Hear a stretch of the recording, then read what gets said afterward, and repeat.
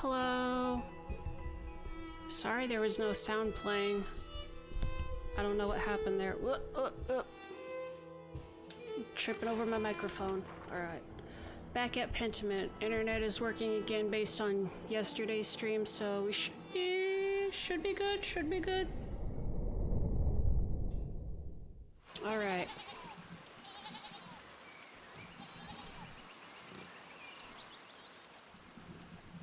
Let me adjust the sound. Alright. Alright, what happened? We gave the money to Clara. There's a dam. The wall burst open for the storm.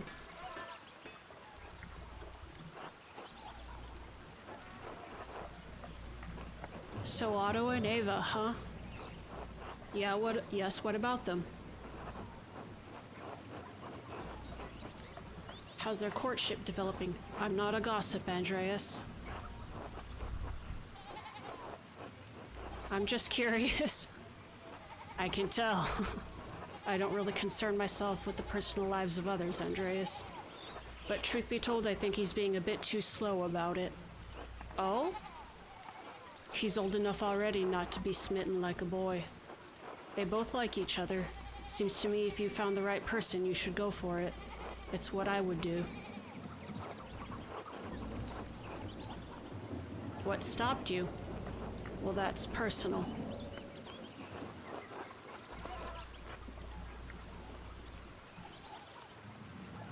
You just haven't found the right person? No.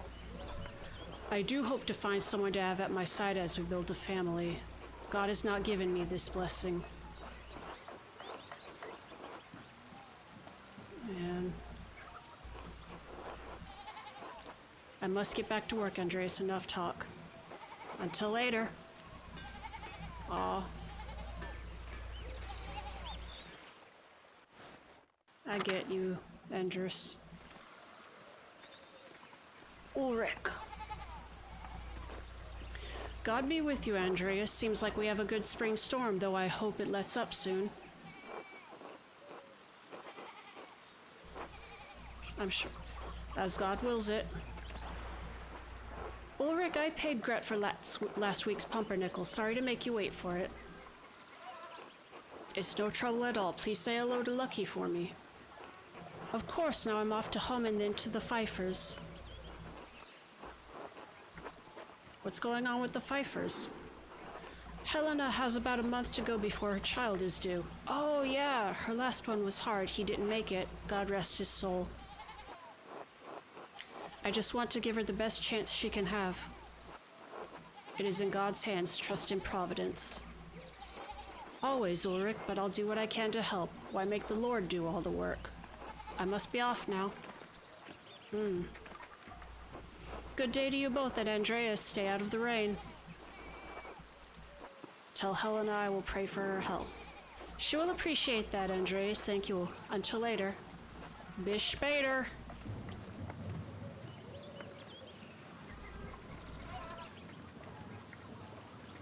Oh, there's a whole bunch of town that we haven't explored. Kitty, pet schlau.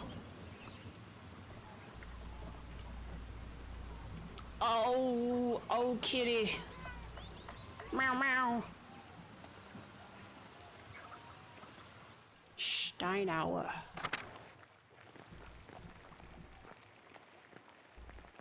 Nobody's home.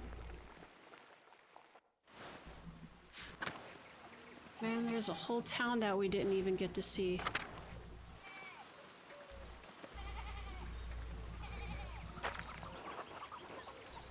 More ruins. I wonder if they're from the old Roman colony. Stoltz house. Well, I guess there's not much up here. Tassing is lucky to have so much woundwort naturally growing. I had to buy it back in Nuremberg.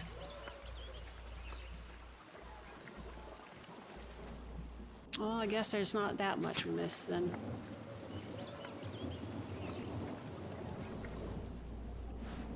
The Druckers.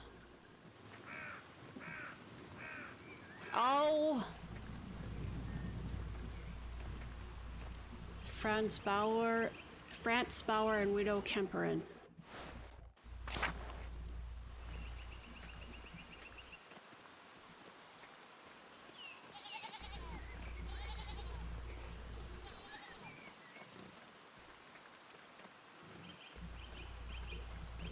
Johann Bauer farm. These wood carvings are quite curious. Oh, 'cause she's still a pagan, right? Ottilia. You want something?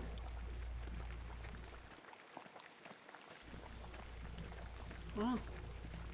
She ain't got nothing to say to me. Is...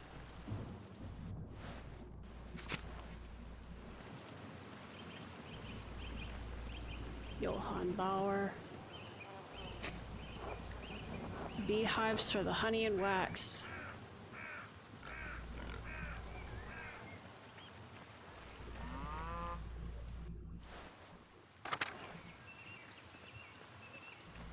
I know in the grand scheme of things there's probably not a lot to do, but it feels like there's a lot to do. I guess comparatively speaking, there's a lot to do.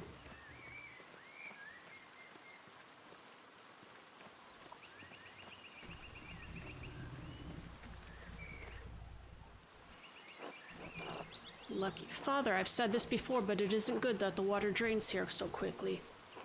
It's affecting the foundation. It needs to be looked at. I understand, but if you dig here, you may be disturbing the bodies decomposing in the yard. Of course, Father, but they're going to be dug back up again anyway.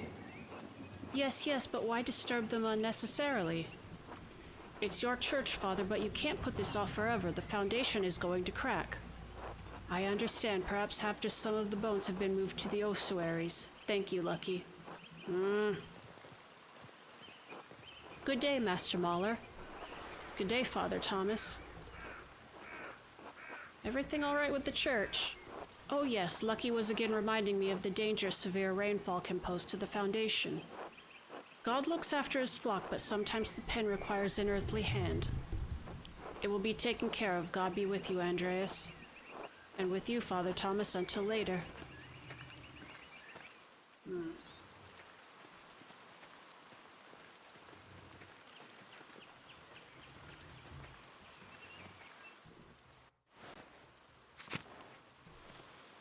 Oi, Staub. Oh, he shake.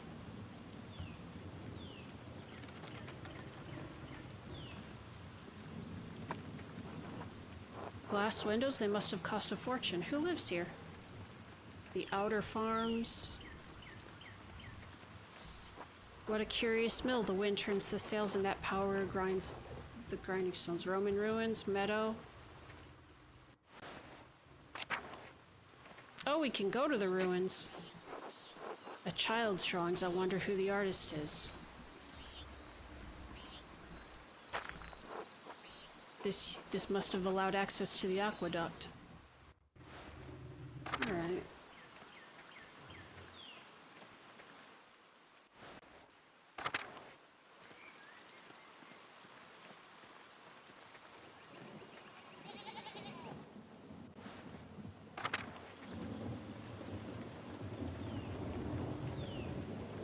All right, let's get our butts up to the Abbey. Our singular butt, I should say. Hello, oh!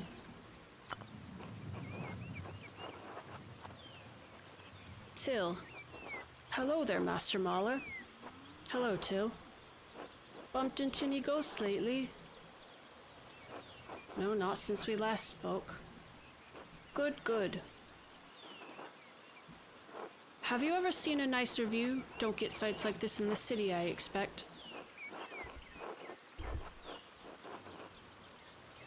Could do without the mud on my shoes, but the aqueduct does make a nice silhouette. Oh yes, the old Roman ruins. Tassing is full of them. Quite the marvels they are. I don't pay much mind to the writing on them as I can't read Latin myself, but you might enjoy giving them a look. If you do, you'll have to tell me if they match the old legends I read about. What sort of old legends? Well, when Father Matthias was abbot, he would let me borrow books from the abbey's library. I think I read through half of that library before Father Gernot became abbot. He and Father Thomas are strict about which books should be read now. Books should glorify God, they say, not discuss the old pagan ways.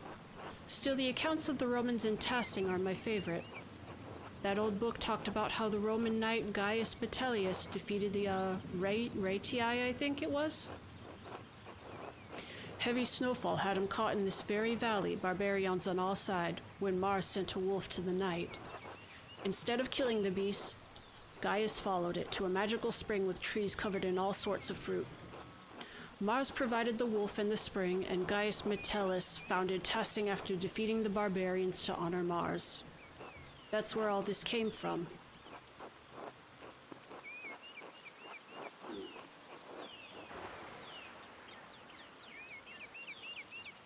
Oh, why are my eyes tired all of a sudden? That sounds like the story Brother Matthew told me about St. Moritz without the Roman gods, of course. I hadn't thought of that. Both were snowed into this valley, weren't they? And saved near a spring. I wonder if it's the same story. Oh, I don't know all about all that, Master Mahler. A lot of stories get mixed up over the years. It might be all fable, but I enjoy the story all the same. It's nice to feel you're connected to those who came before you, even if it's only by the land you live on. Books connect us to the past we could hardly imagine existed. Well said. It's been good chatting with you, Master Mahler, but I'd better get back to work. You let me know if you find any particularly good books in that library, all right? I will. Until later, Till. Martin?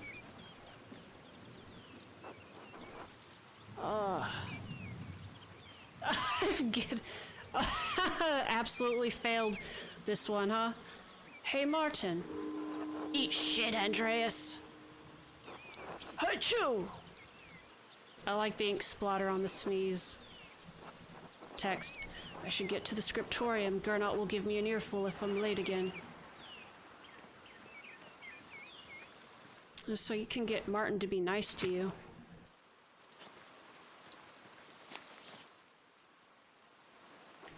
God be with you, Andreas.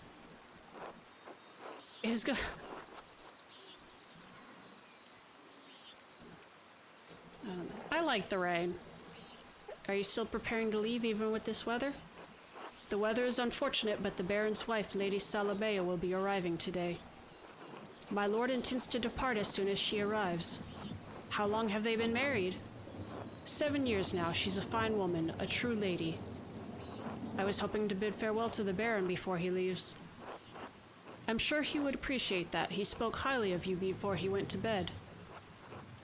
He was disappointed that you didn't debate him at supper, but he understands that you didn't want to anger the abbot. Still have to work for here for the next month or two. He should have known that this would be... Of course, no need to make things more difficult for yourself.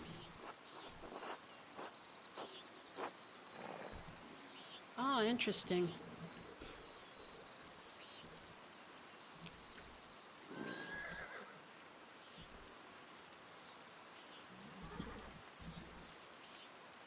Is there any chance I could redeem myself in the Baron's eyes? Perhaps not on this occasion. I believe you may have offended the Baron in some other way as well. That's fine with me. I don't really care about him. Some way? Or some ways. I would not fret too much about it, Master Mahler. He is a forgiving man. Where has your master gone, then? He went for a walk early in the morning. He didn't say when he'd be back. That seems odd, given the weather. Not odd for him. My lord enjoys hiking in all sorts of weather. A little rain never bothered him. I can sympathize. We Swabians enjoy a good walk through nature, even in such conditions.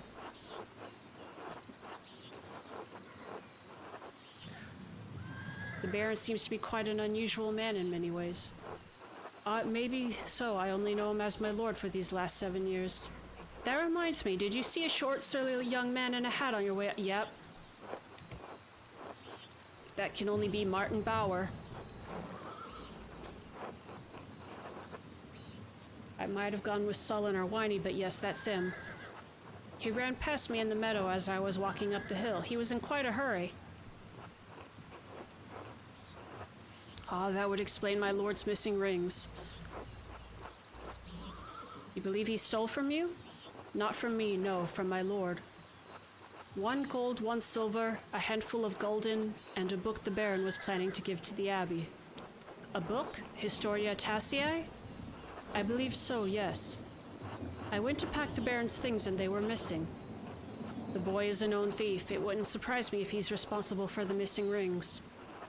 That would explain it then. Regrettably, he had ample opportunity for his theft. Yesterday I caught the boy with the hat, Martin I suppose, peering in through the windows. I could have admonished him at the time, but, well, he seemed harmless. That's a shame. I hope the Baron won't be too put out. My lord is a man of some means. He won't miss the gold or the rings. I do think he will be upset about the book. He was quite excited for the abbot to see it. In any case, I must finish preparing the horses. It was good talking to you, Andreas. Of course, I hope this rain lets up for you soon. God willing, until next time. Until then, I wonder if we can confront Martin about the shit.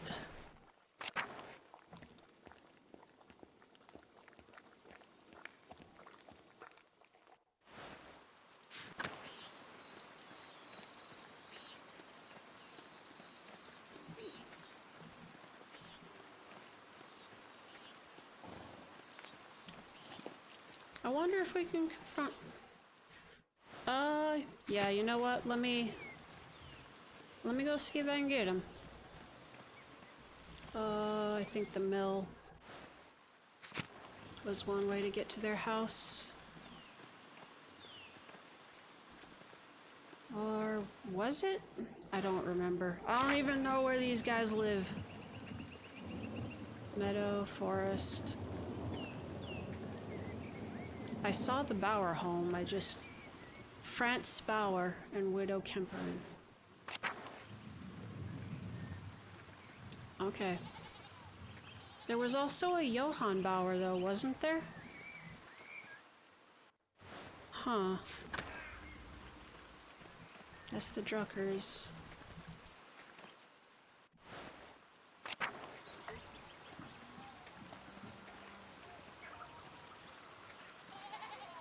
The Alban Bakery? No! Why would you make him so close to the entrance?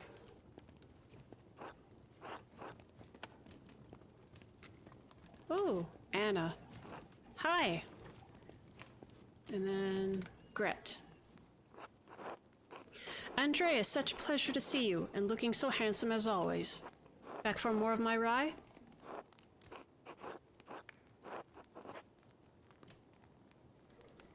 You know I can't stay away from your rye. Andreas. I was passing by and thought I should say hello. Now I must say goodbye. Aren't you a good man? Well, you're always welcome here, Andreas. And always welcome to my rye. Be well. Until later, Gret.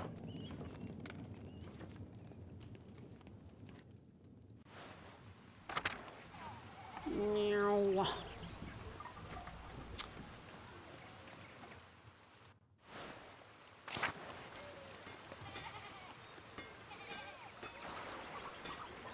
The Gertners. Okay,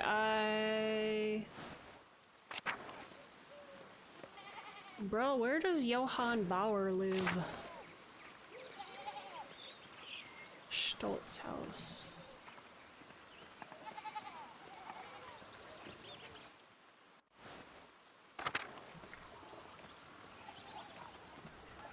I mean, it's possible I'm doing all of this and I can't even confront them, so...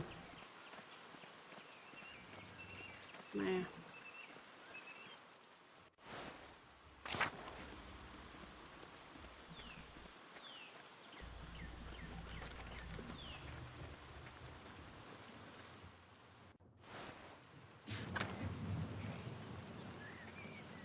All right. Back to the Abbey.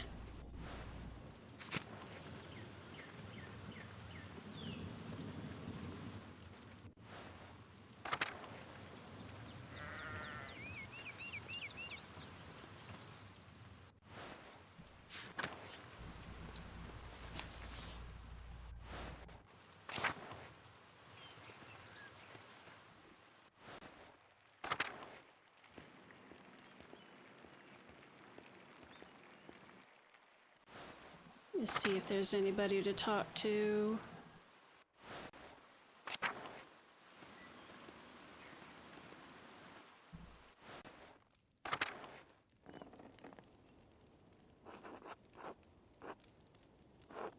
God bless you, Mother Cecilia.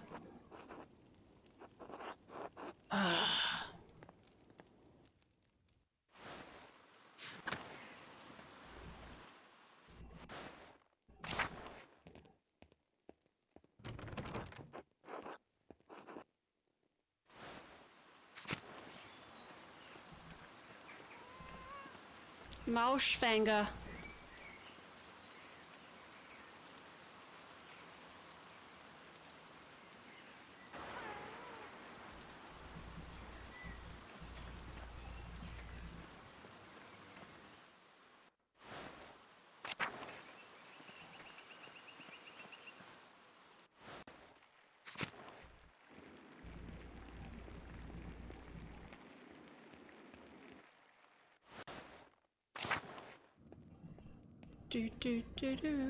Cloister.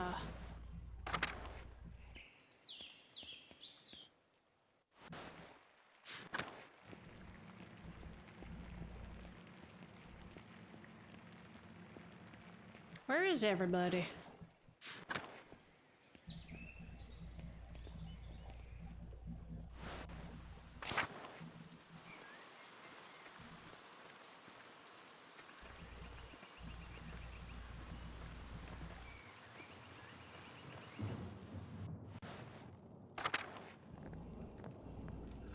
Oh, Mirabilis, of course, I must pet you.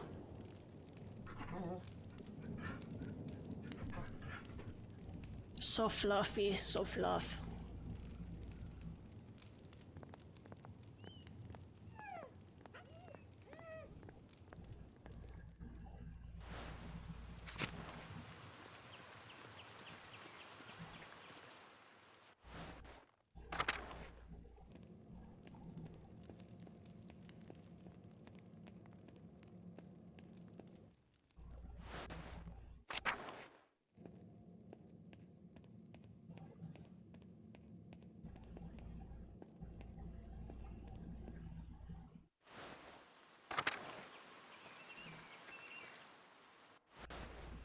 I don't remember which way is to the scriptorium.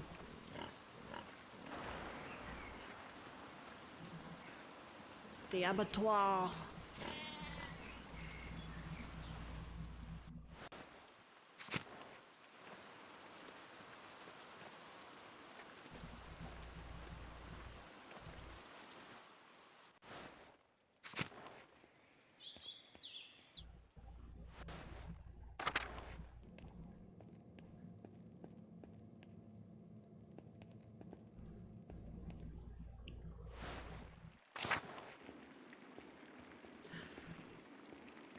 Man, nobody's in here.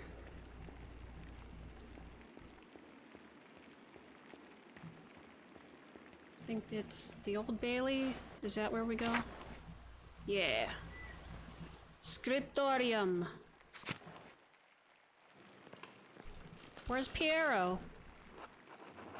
Oh, this is wonderful. The rest of the abbey is soaked and there's not a drop of rain in here. Good thing the abbot had Otto replace the roof to the scriptorium and library last month. With the cow factory next door, we can stay warm while everyone else is cold and wet. Instead of bragging about our good fortune, you should think upon your brothers and sisters and pray for their health and safety.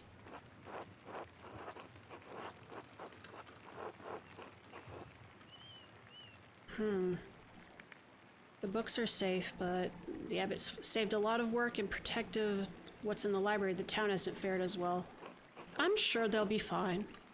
More importantly, if they're not, I don't care. Brother Guy, your heart is harder than the stone of this floor. Huh? We have the grumpy old monk, but where's the nice one? Oh, you admit he's nice and you still shit-talk him? Haven't you seen him yet today? I did before Brother Guy arrived. Brother Piero left to speak to the abbot some time ago. What? Why is Matthew ringing the bell? It can't be Tersa already. I pray it stops soon. Such a cacophony is an assault on my frail ears. It's not stopping. I suppose this means we're being summoned to the chapter house. God give me strength to endure the rain. It's 50 feet, old man. You'll live. God give me strength to endure this man.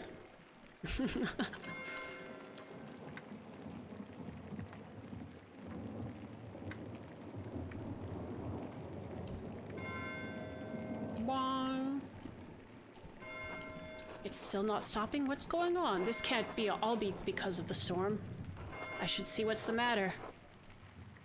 It's time to see what's the matter. Where are we being summoned to? The church or... Woo! That was a scream.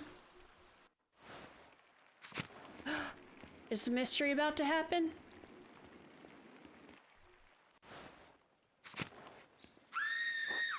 Coming from maybe the chapter house? Jesus Christ! I think something terrible has happened, Master Andreas.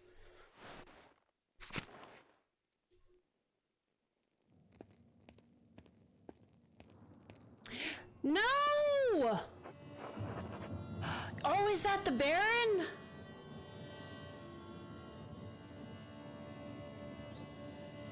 Murder, mystery, murder, mystery! What's happened? I think it's the Baron. He's been hurt. Please, Father, where is Brother Florian? Have him come quickly. Be silent, brother. Brother Florian, if you please.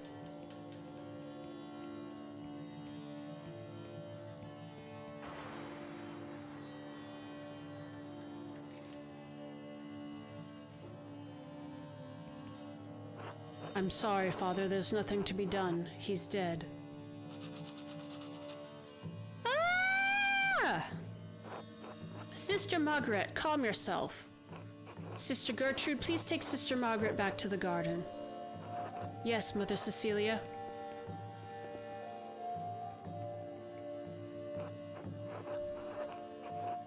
God protect us, the Baron was a friend of the Prince Bishop of Freising. Why is he so worried about the Prince Bishop? This abbey is old in more ways than one. Its existence offends some in the church. We are far enough from Roman minds that everyone forgets about us, but this could bring unwanted attention.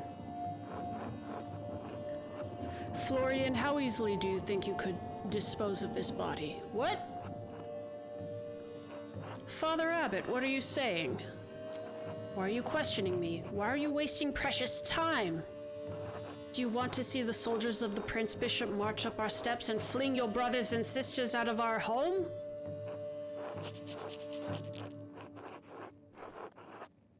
That's a lot of gods protect us. Silence, quiet!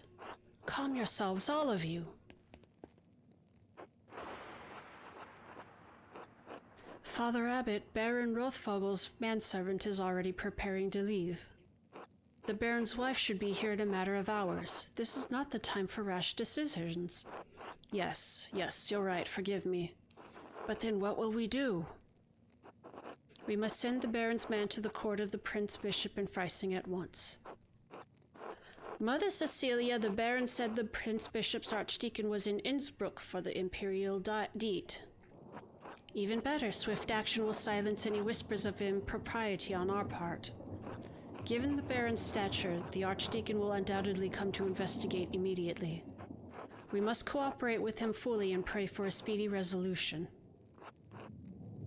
Yes, good. Thank you, Mother Cecilia. Brother Waslav, please detain Brother Piero in the cellar until the Prince Bishop's man arrives. What? Brother Piero? Why? That's absurd. He was caught in flagrante delicto, covered in blood with a knife in his hand. In blazing offense.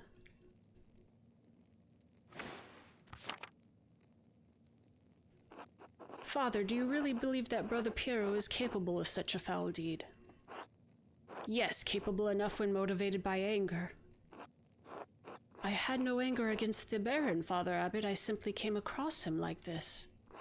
No anger, not even for insulting your work and forcing us to give it to Andreas. This is not a subject for debate. When the Prince Bishop's man arrives, we must not be empty-handed.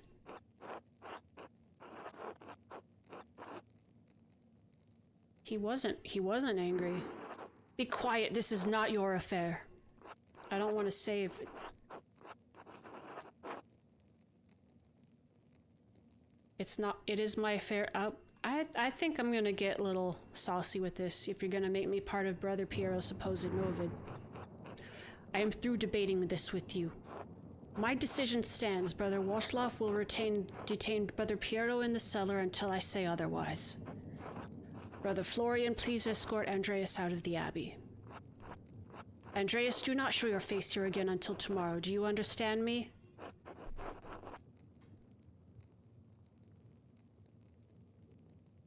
Yeah. I wonder if I fucked up. Andreas, listen to me. I sympathize with you. I don't think Piero did this either, but this is the time to push the abbot. I'm sure the other brothers and sisters believe Piero is innocent as well, but the abbot is worried about the Prince Bishop's attention. I can't let Piero die for something he didn't do. I appreciate your passion, but if you pursue this indelicately, you could make matters worse. Take a few hours to calm your nerves and your mind. You need to think clearly. Go to the truckers, eat a good meal, and come back at Nornis. We won't have much time, but tap on my window with the small stone and I'll let you in. Let me in for what? To examine the body. Mystery! Mystery! Mystery!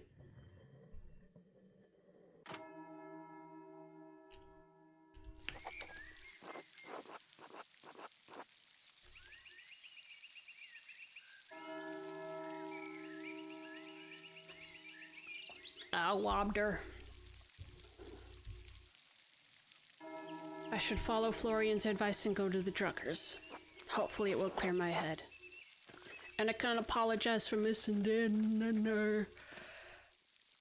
Oh boy.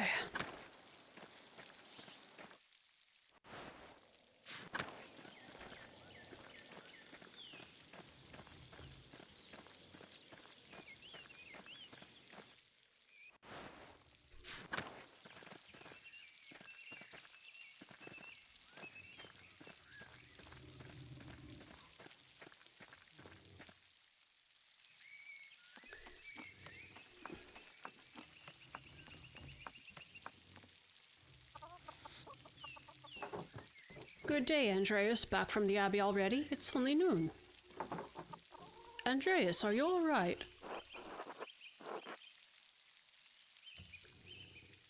I'm not sure.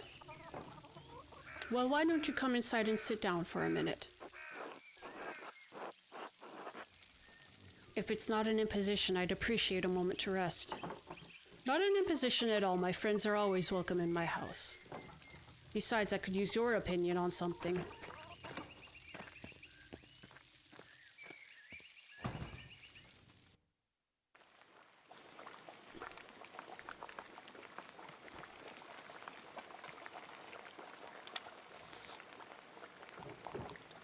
Good day, Andreas. Should I fix you a plate? If it's not too much trouble, I'd appreciate it. It would be my pleasure. The rain has got everyone's spirits down. Hopefully a good meal can cheer you up. Hello. Hello, Bertold. How are you? Sleepy. Come back to my workshop.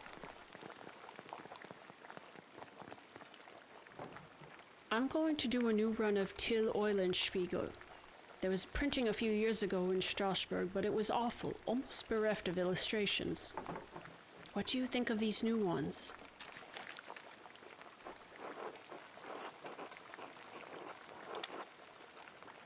The background is quite dense and busy. Do I actually think that? Man, you're gonna make me do art critique here. I was doing figure drawing earlier and I'm just like... having a hard time today.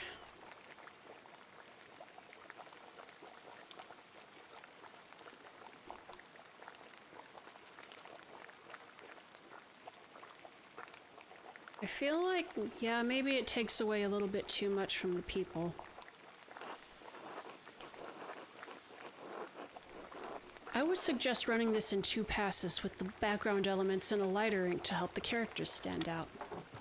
That's a fine idea. I'll pass on your compliments to Marie. Oh, did she draw it? Are these her woodcuts?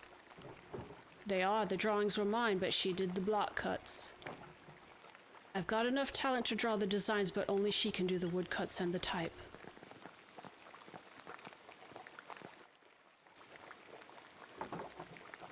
Bless us, O Lord, and these, your gifts, which we are about to receive from your bounty. Through Christ our Lord, amen. Amen. I'm hungry.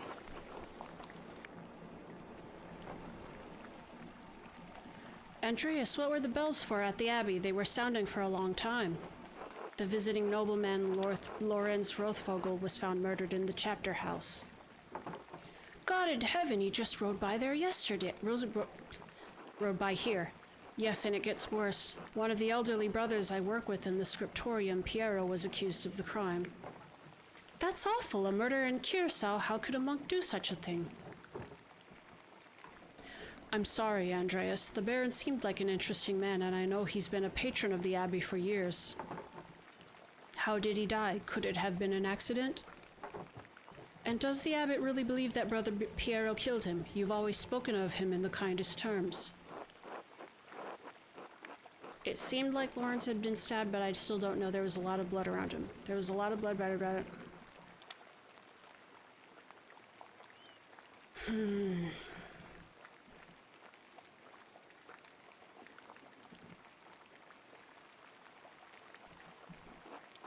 I can't believe Piero did it. I can't imagine him harming anyone.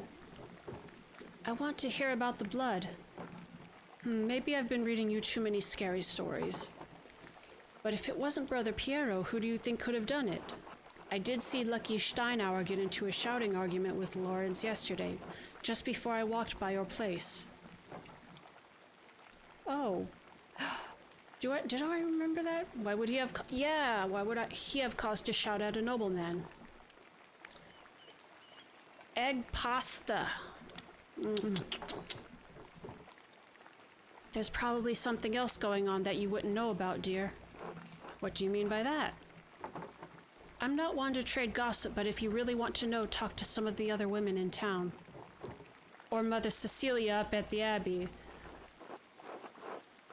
Could it have something to do with the nuns? But would Lucky argue with Lawrence about nuns? Oh, there's no need for that. Lucky is a forthright man. I'm sure if you ask him, he'll tell you what the argument was about. Thank you both. That's good advice. There's something else, though. When Lawrence and I were walking through the meadow, the widow Kemperin came out of Notewell Woods and... Yes? Well, she cursed him. I'm not surprised. Ottilia's late husband Rannick ran afoul of Lawrence on his last visit to Tassing. I don't remember the details, but Rannick died just last year, and Ottilia hasn't been the same since.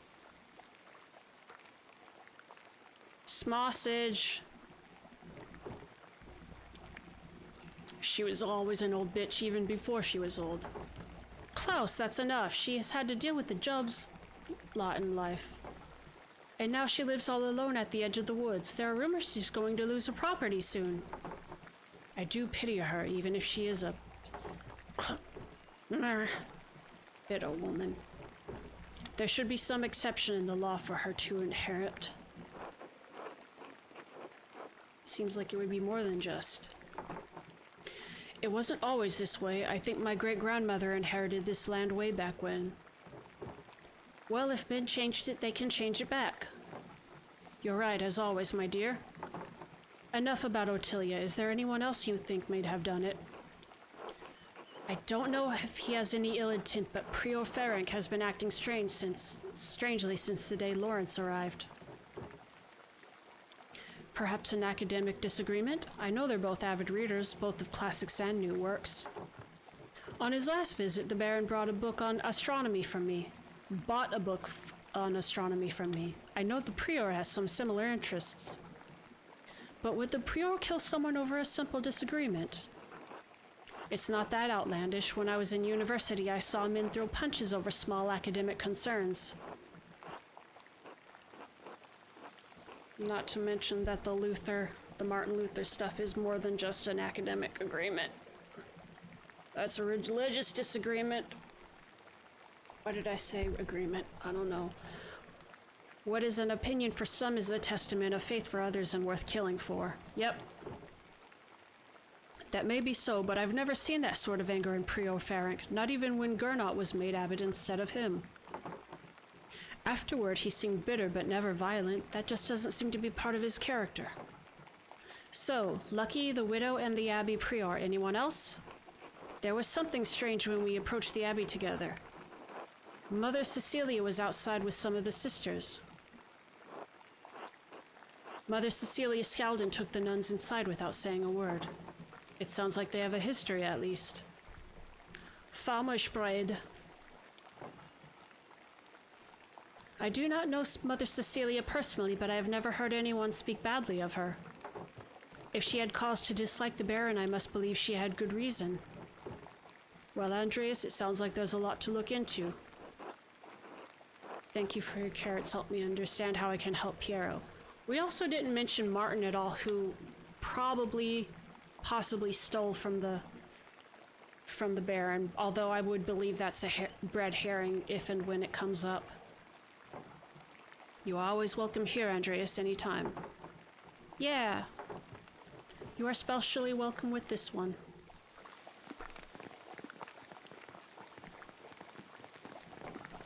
God be with you, Andreas. Thank you. Be good until I come back, Berthold. I'll try. Nones. Let's go investigate a dead body. I have several leads to follow, but where should I start? I should talk to Lucky Steinauer. He's probably working in front of his house. The widow Kemperin lives south of here near Franz Bauer. Prior Ferenc is usually at the scriptorium, but I won't be able to talk to him until tomorrow. Still, nothing would prevent me from talking to Mother Cecilia in the convent. But if I don't attend Brother Florian's examination of the body at the Abbey, he'll have to do it without me. Ooh, do I get a limited choice? I do wanna... Miklaus departs. I do want to look at the body first.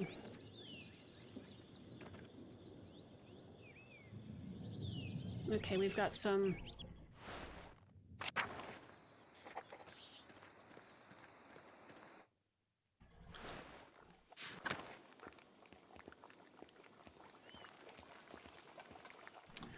Okay, body most important, and then we can talk to everybody else as we go.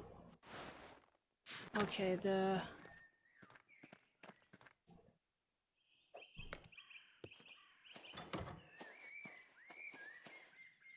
Andreas, this way.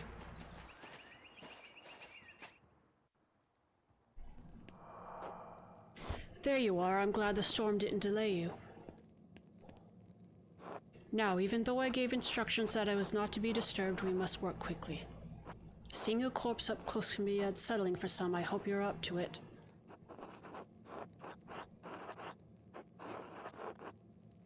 I studied medicine for a while. It's different from examining one directly. Now then, you should probably take notes as we go. They might be useful later. Of course. Is it telling me to take notes or telling him to take notes? Oh, buddy, we're going full-on autopsy. Okay, he's taking notes. I will begin by inspecting his anterior, starting with the face and head. No visible wounds, no blemishes. Teeth in good condition, nothing unusual. Neck, shoulders, and chest are ordinary. I need to clean some blood away to examine the torso. Yes, there it is. A puncture wound between the 6th and 7th ribs.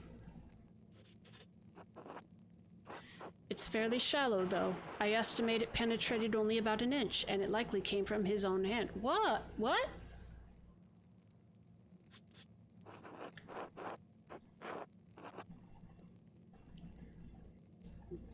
He inflicted it on himself, and also it doesn't sound deep enough to have killed him. From the angle and depth of the stroke, it is though he were holding it in his right hand as he fell on his side. Oh, okay, he's drawing it. You must know that I was not always a monk. I was a mercenary for 10 long years in Poland. My familiarity with wounds comes from my time on the battlefield. I am no true surgeon, but I am the closest Curacao has.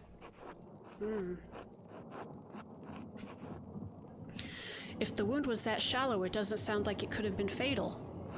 It wasn't. It's likely incidental, received while falling on his own knife. Okay, so something else killed him. He must have some other wound that issued forth all the blood we found in him. We found him in. I don't think it can mean that he's innocent, but I don't know. I can't even speculate. All I can do is examine this body and hope that you can figure out the rest. Simply pointing out the implausibility of Brother Piero striking the fatal blow may not be enough to convince the Archdeacon. We've gotta actually Phoenix write this. Brother Piero never should have picked up that knife. I'm sure the appearance of guilt never even crossed his mind. Now then, let's move on. Well, there is a sore on his sex, probably from the French disease. I doubt it had anything to do with his murder. You know what? Don't be sure. The brothels of Naples. Yes, how do you know of it? We discussed it in university. Ah, yes, it spread rapidly, even north of the Alps. The treatment is dire as it involves heavy mercury consumption. Whoops!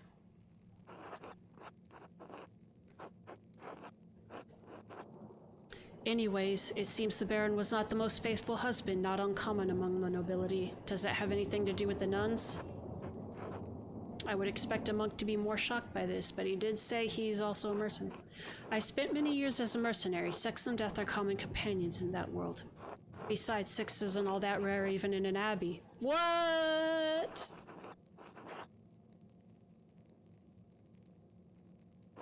It's not relevant to our examination, Andreas. Let's continue. Other than a few blisters on his feet from what I assume are new shoes, there's nothing wrong with his legs. Andreas, can you help me turn him over? Of course.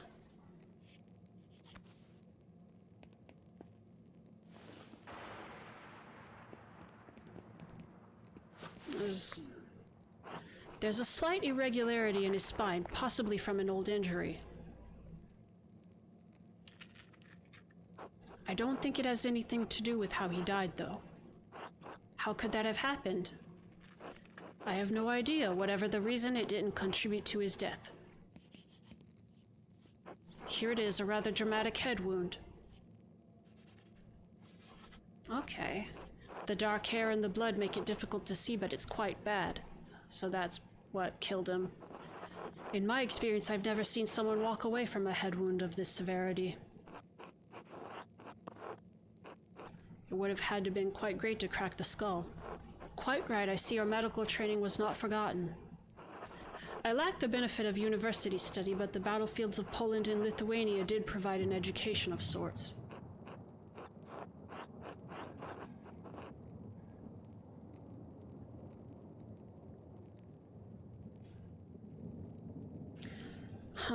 I think I do want to do like one of these two. I could have been more used to you, or I'd rather be treated by someone with experience than a novice with the university education. There's no time for flattery. There's no need to despair. Many hands would make more work in this instance. The wound looks like it was caused by a single powerful blow from a blunt object, probably no more than 4 or 5 inches across. So it's... Okay, so he was hit in the head and that caused him to fall on his dagger.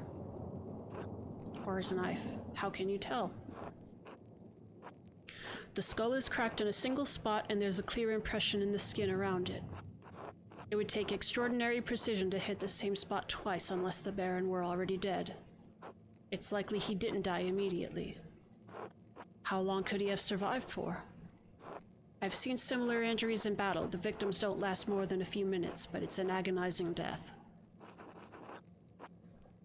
Even so, he couldn't have wandered far from where the blow was first struck, so he may not have been attacked in the chapter house. He was either attacked in the chapter house or someplace in the immediate area. Outside of the abbey, the cloister? What about the big garden? Is the church a possibility? We probably want to make sure, like, how far it would have been. No, I don't think so. With a wound like that, he would have collapsed before he got inside. And certainly someone would have seen him. Anyway, whatever killed the Baron was a blunt instrument of considerable heft. The part that impacted him was likely a little smaller than a fist. Could it have actually been a fist? No, I don't think the strongest soldier could do this with a punch unless the Baron's head were pressed to the ground. Even then, we would also see damage to his nose or forehead. Not if he were flung or dropped to the ground. That is a possibility I had not considered. Yes, this could have been caused by a particularly violent fall. The Baron was not a powerful man, but he was not infirm. If someone did throw him to the ground, they would have to be quite strong. So I believe we've discovered two important things.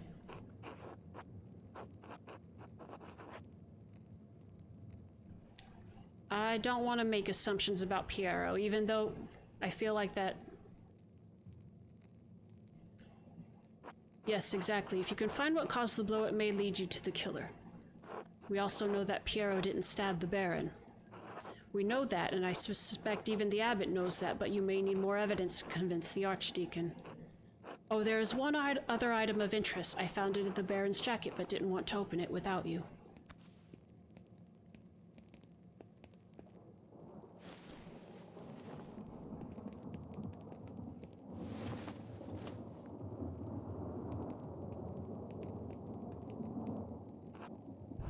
A note of some kind.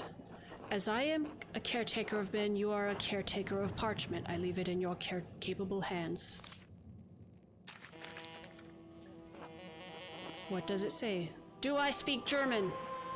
Das Mädchen, das starb und die unschuldige Mieter. Matutine Capital House. Capital House, okay. The chapter house.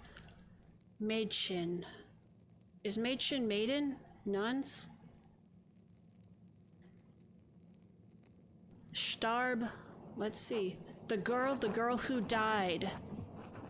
And the innocent with her. Matins, chapter.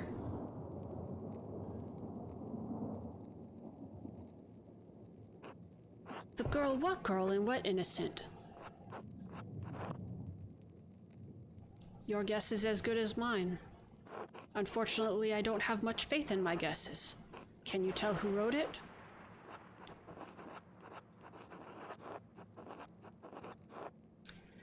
Definitely someone with a great deal of experience as a scribe, but it can't be Adolf or Guy. Someone with extremely refined hand. This was done without any guides. They're not an Italian, I can tell you that. Italian scribes use humanist script. This is a highly refined Gothic hand. As good as Adolf and Guy are, I don't think they could replicate this. What, really? If not them, who? I intend to find out. I wish you good luck finding the answer. Now, I'm sorry to rush you, but I must ask you to leave. Every minute you stay here is additional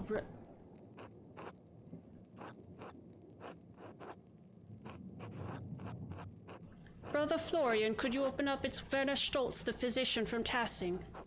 Yes, I'm in the middle of something. Could you return after supper? I'm afraid it can't wait. Father Gernot asked me to examine the Baron's body. All right, just give me a moment. Andreas, I need you to hide yourself. From Werner? I don't care if he knows, are you? Brother Florian? Yes, just a moment. Get behind the cupboard. Fine. Yeah, we don't want to be ratted out to the abbot. Oh, is that a cupboard and not a door? Vanish Stoltz. Look at this guy. Dr. Stoltz, sorry to keep you waiting. Now what did you need? The abbot wanted me to examine the Baron's body before his wife arrives. It seems unnecessary at this point, as I've just completed my own examination. Well then, what's the harm in letting me take a look? Dr. Stoltz, with all respect, I finished. The cause of death is clear. If you had arrived an hour ago, I would have had no problem with your assistance. Assistance? I'm a university-trained physician. I can examine a corpse on my own without the help of a battlefield sawbones. Regardless of your opinions regarding my abilities, the examination is finished. If you insist on inspecting the body anyway, I must insist that the abbot tells me himself. What? Making me bring the abbot here is a waste of time. So is performing an examination on this corpse immediately after one was just completed. Idiotic. I'll return with Father Gernot presently.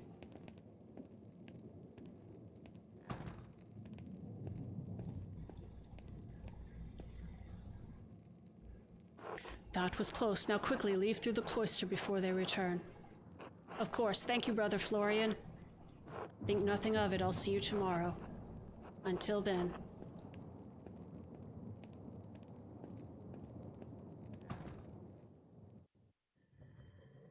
Vespers. I should find someone to eat with. I can't get that note out of my head. The girl who died and the innocent with her. What could it mean and who wrote it? So we've got... We're not gonna deal with Ferenc. And I doubt they're probably eating. Yeah.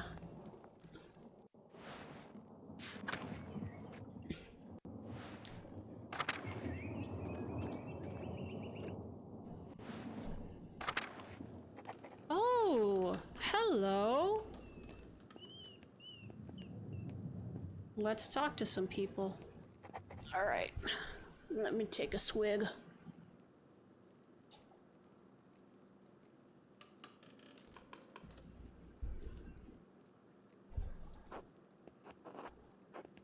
Let's see if anybody has something to say. Margaret. Oh, wait. Oh, right. She's the almost blind lady, and she's the one who screamed, right? Master Mahler. Yes, it's me, sister. Do you think Brother Piero really murdered the Baron? No, of course not. Oh, then why did Father Abbot have him put in the cellar? I don't know the answer. Father Abbot is afraid of what will happen if we can't figure out who the killer really is. Do you think the devil could appear here at Curacao? No, I think people see the devil where they want to see him. I didn't see the devil, but I think I smelled his odor. Last night I woke before matins and I smelled something in our dormitory. Oh! It was strange, moss and sulfur mixed with frankincense and roses. It moved through the room. I wanted to scream, but I was too frightened, and then it was gone. I'm ashamed that I didn't cry out, but I didn't know what to do. Did any of the other sisters smell it? I don't know, but I think they were all asleep. Thank you, Sister Margaret. God bless you, Master Mahler.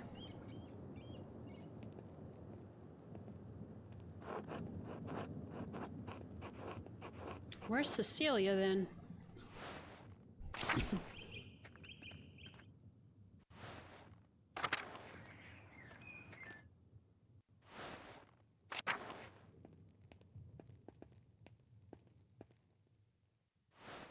I definitely don't think the nuns are uninvolved with this.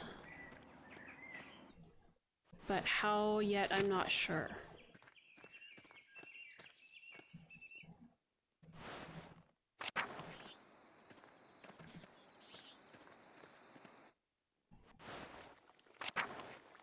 Oh! Oh, the Baron's wife!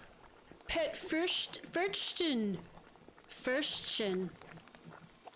I'm gonna call you Thurston. Oh, look at his little beard.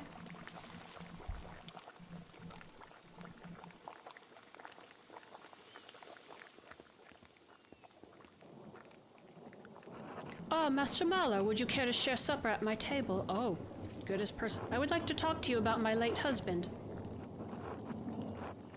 Of course, please lead the way. Thank you, please sit. Bless us, O Lord, and these your gifts which we are about to receive from your bounty. Through Christ our Lord, amen. Amen.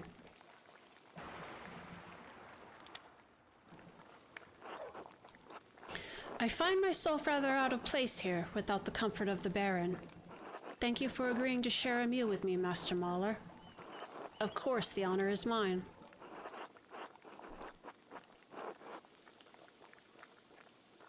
It is a terrible thing what happened to the Baron. It has given me the shock of my life. I am trying to find comfort where I can in my ladies and the Lord. Quail! Not that there is much comfort to be found in these cold and dreary alpine towns.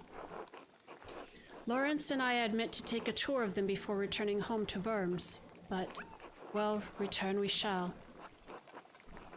I'm sorry for your loss, my lady. This sorrow is just the first of many, I'm afraid. Are you married yourself, Master Mahler? A woman waits for me in Nuremberg. When I finish my work here, we will be wed. Do you not look forward to the responsibilities of marriage, Master Mahler? Perhaps it's no surprise you and Lawrence became fast friends. I imagine he saw something of himself in you.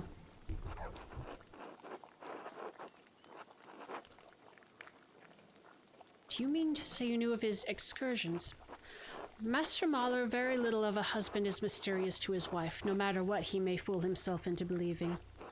Lawrence was a flawed man. His various infidelities were no secret to me. But are we not all flawed before Christ? You say so, lady.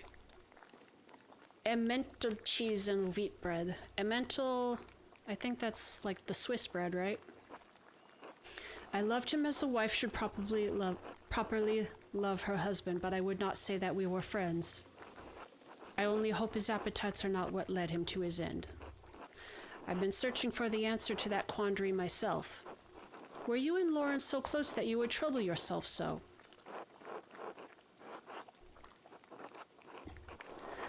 I fear the abbot and the archdeacon will be led to inaccurate conclusions by circumstantial evidence.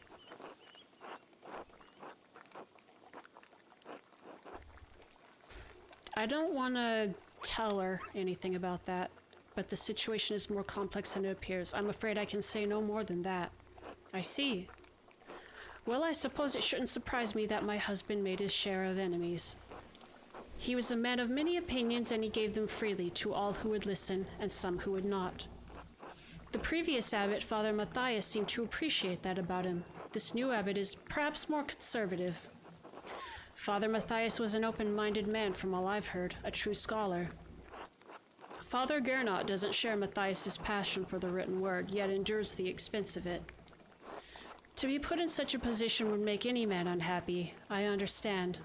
I wonder what he will make of Lawrence's gift to the abbey. What gift was this? It seemed to be a little thing of more interest and value to my husband and the former abbot than Father Gernot. Oh, is that the book?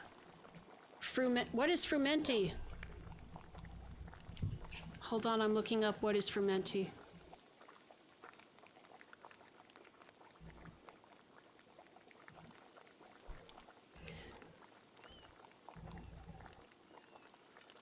Frumenti was a popular dish in Western European medieval cuisine. It is a porridge, thick-boiled grain dish, which derives from the Latin word fermentum, grain.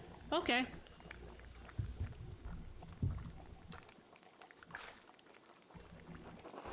He had found a book about the history of Tassing. He believed it contained some scandalous detail. Oh!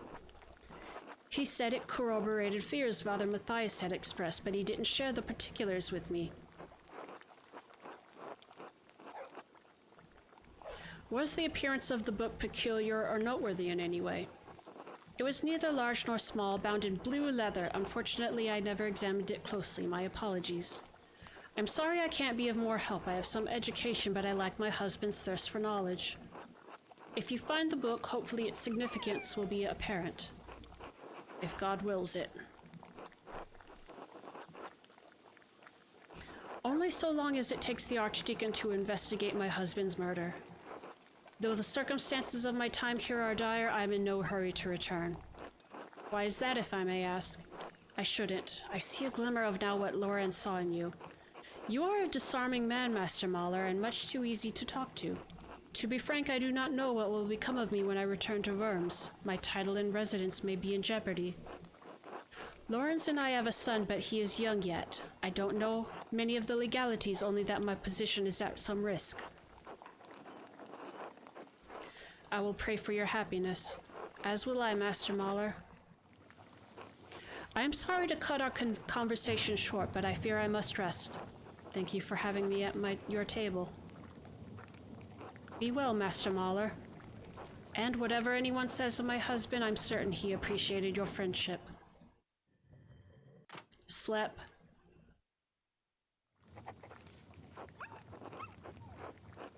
I should get some sleep. Okay, so this is interesting. We're on a...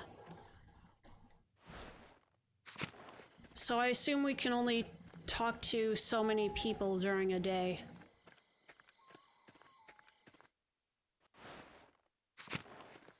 Man. We are turning a little bit into the Name of the Rose.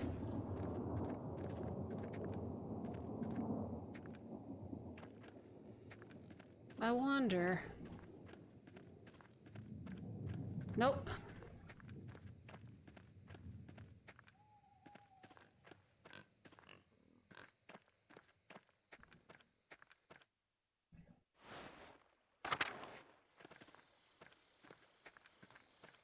Let's see, that's the Zimmermann house. Johann Bauer Farm. This is it. God, I'm gonna get you. The Gärtner Farm. Okay, they fixed the fence.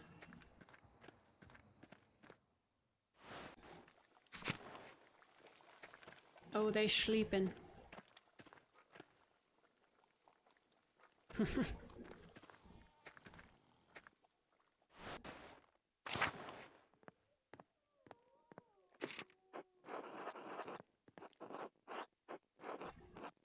The Picatrix Key of Solomon, the Heptameron, Preferring. Oh, he keeps giving me books to read.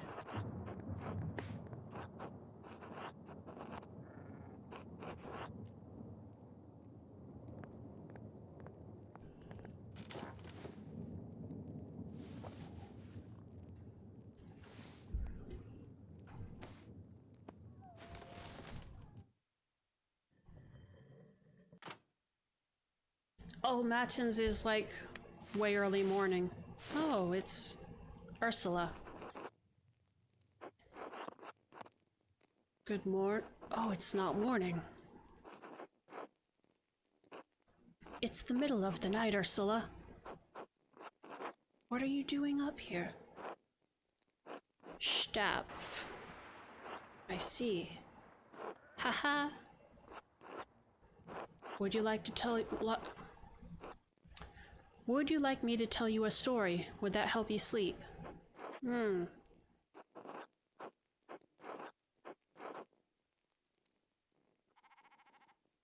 There once was a little girl about your age who was sold with a basket of oranges. This will be remembered. Oh no, is that a bad thing? A man had to pay rent to the king every year. The cost was 4 baskets of oranges. This was in Italy, of course. You don't even know what an orange is. Anyway, the man's young daughter had hair the same color as yours, same as an orange. And the man didn't have enough oranges to pay the rent, so he put his daughter in the 4th basket. He covered her with oranges and sent the baskets to the king. When the king's servants found the little girl, the king told them to raise her as a servant. They called her Arancetta. Arancetta, like a little orange. You don't know Italian, so that doesn't mean anything to you, but it's very cute. Anyway, as the girl grew older, the king's son, the prince, fell in love with her. But the other servants were jealous, and they gave her 3 impossibles. Anyway, they were very happy together. Okay, I'm glad that wasn't I thought it was gonna be like, this is what happens to little kids who bother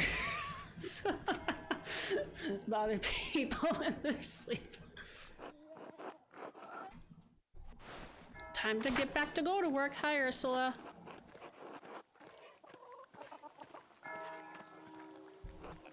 Hello, Andreas. Morning, I hope the day is treating you well. Well enough, though there's too much to do and not enough hours to do it all.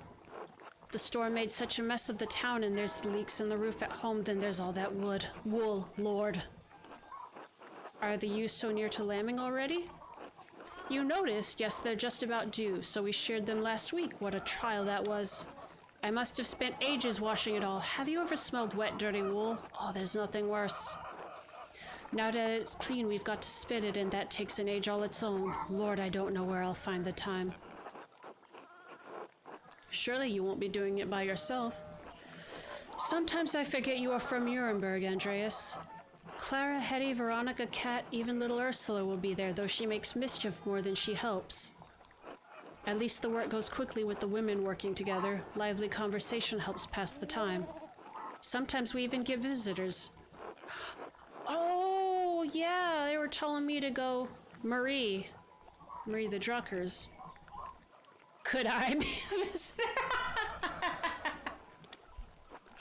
You're welcome to come. I'm sure the others would be glad of your company, too.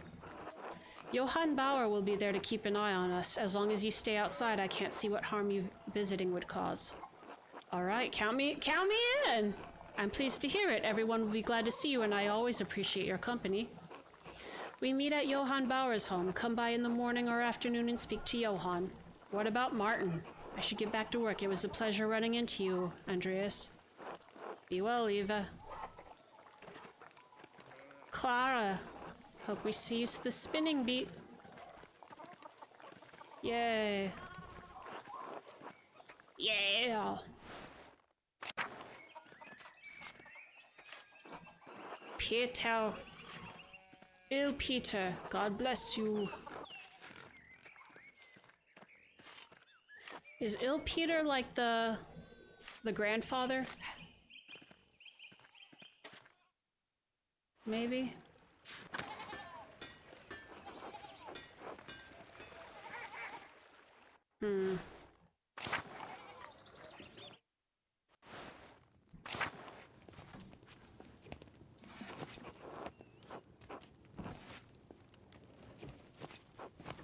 Alright. Is she kneading bread on the floor?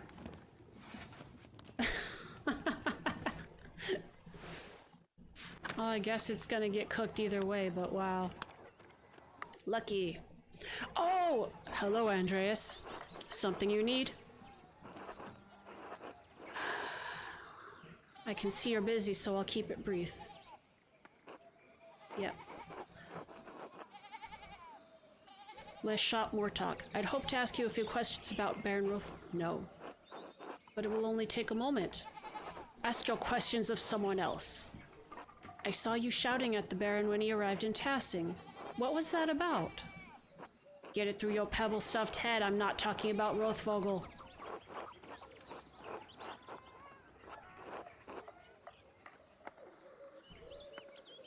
If you had no part in his death, you shouldn't mind answering a few simple... I worry about doing this, but you think I'm stupid? You're twisting my words around already. Maybe you'll try to see me killed with them. Yep. Alright, I won't press you. Good day, Andreas. He was not being forthright with me, and he seems eager to get away. If I wait here, maybe he'll leave and I can observe his actions. Oh. I will probably I'll observe Lucky later.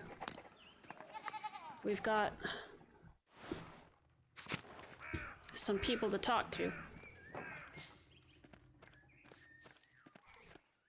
God be with you, Andreas. Oh, there was the nun who was waking up at matins way late at night.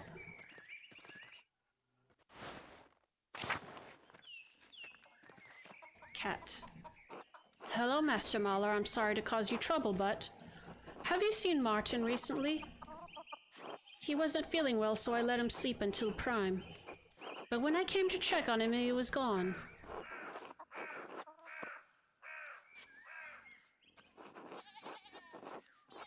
But I'm not sure how to handle it.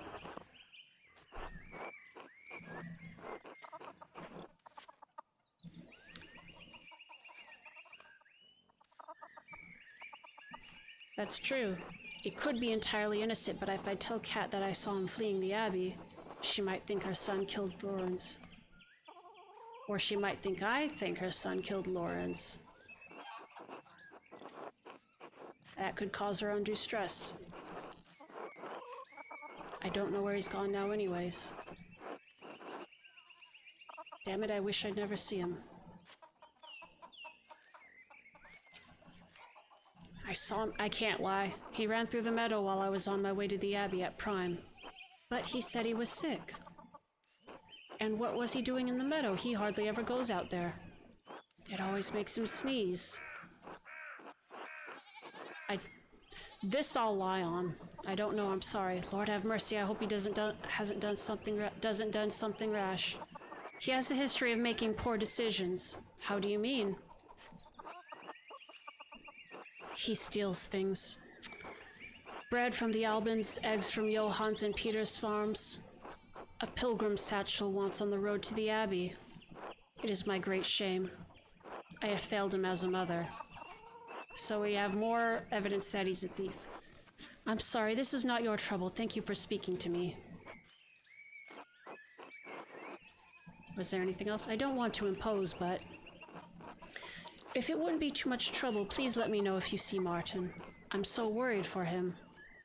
Of course, Kat. Thank you, Master Mahler. Be well. So, they said something about there being like some scandalous details in the book that the Baron brought, and Martin has that, so I am wondering... Brigitta? I would wish you a good day, Andreas, but I fear that would be a lie. Has something happened? Martin's gone missing. Kat is beside herself.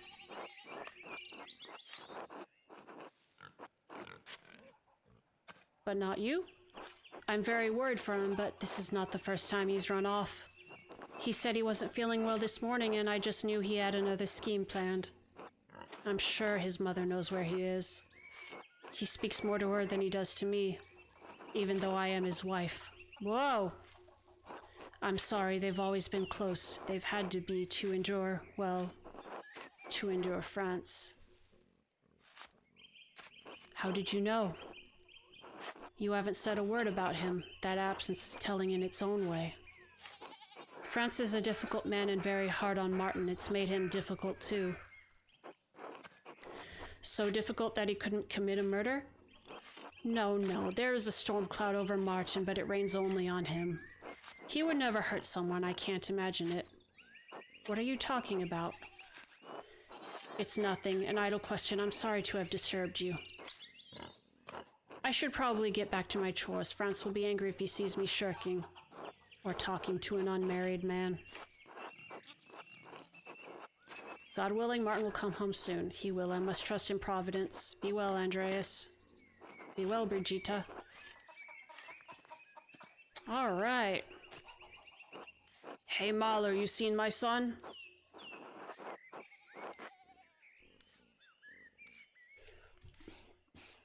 And this is gonna not... I mean, it's true we haven't seen him today. Has something happened to Martin? Nothing a good box around the ears won't fix. If you see him, will you tell his mother? She's driving me crazy about it. I'll let Kat know if I run into him. Good. Until later, Mahler. Until then, I don't want to cross that guy too much. Well...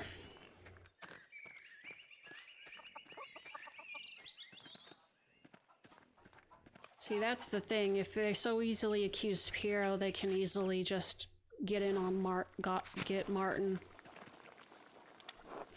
Well, if it isn't the late Baron's new best friend. Nice to see you too, Ottilia. Ha, sarcasm, how original. What do you want? You must be bothering me for something. I wanted to ask you some questions about Lawrence Rothfogel's murder. Not the first time Perch danced, am I called? You want to know what I think? I'm glad he's dead. I hope whoever killed him gets the abbot next. Maybe burns that entire abbey to the ground. And that's all I have to say about it. Woo!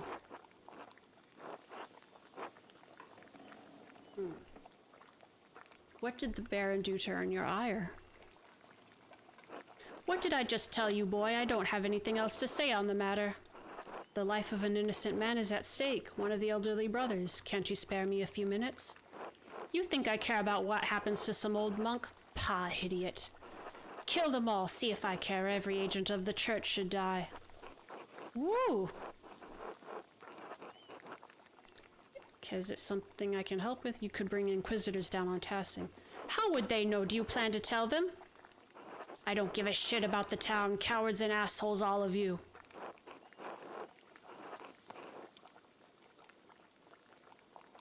No! Well, maybe. Don't suppose those skinny arms of yours can hold more than a paintbrush? Not so strong as Otto, but I can lift things and reach high places if that's what you need. Not often someone offers to help out old Attilia. Fine, you do some things for me, maybe it'll jog my memory. But it's going to take a while. Lots of things been building up, things I'm too old to do. You got someplace to be? I'm all yours for the morning. Yep. Follow me then. Okay, yep, we are on a timer. Been needing to collect some firewood, but I haven't been able to muster the energy. You have a difficult time? I'm an old woman, everything's difficult, and no one's around to help me, not since my husband died. Now stop yabbering and get to work. This light won't last forever.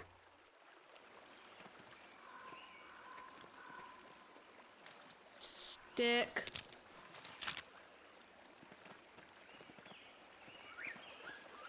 Stick.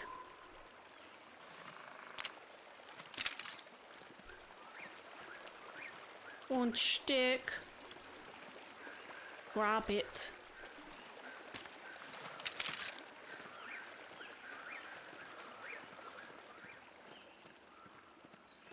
Log. Stick.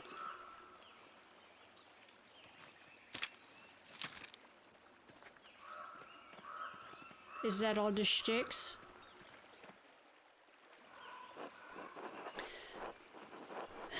There are the trees Otto's been felling for the abbot.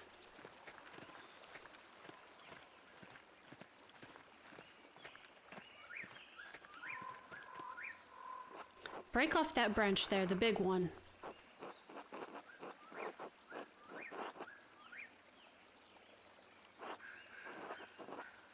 The wood. Man.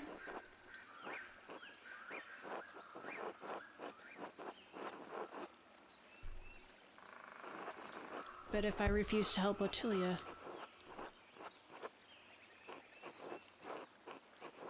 Serious enough to kill him?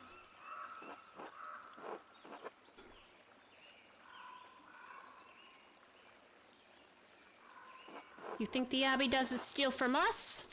The people of Tassing were here before the Abbey was. This forest is ours. Just because some piece of paper somewhere says this land belongs to the church, we can't use it? The people who care for it?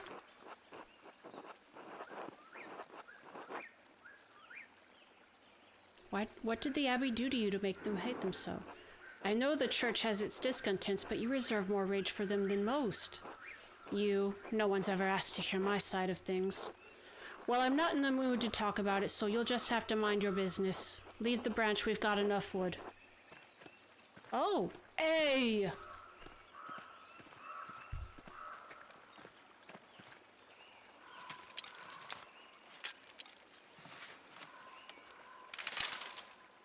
Why are you pouring it out, man? You need to break them down for me.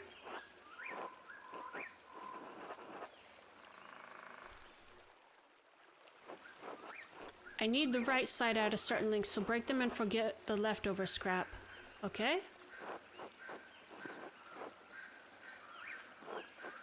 I'll know it when I see it. Now get snapping, boy.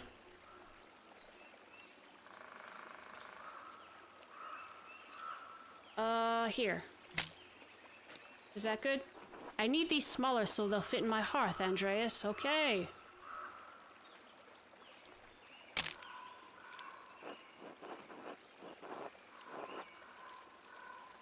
Halfway. That one should do nicely. I suppose that one is fine.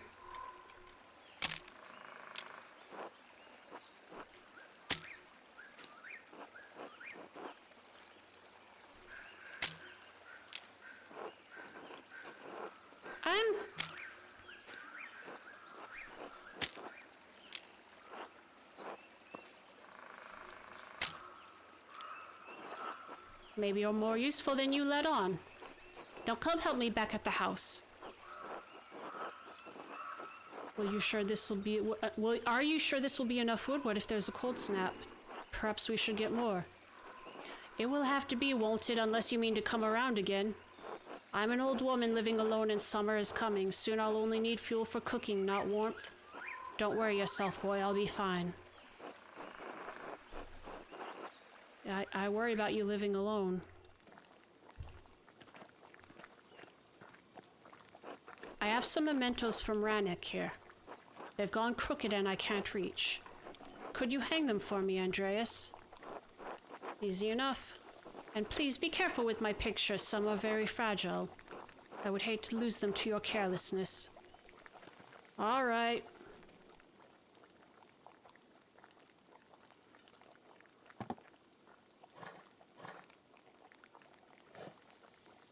Okay, I was like, is it gonna boink into the other one? Oh, he drew a picture of them together.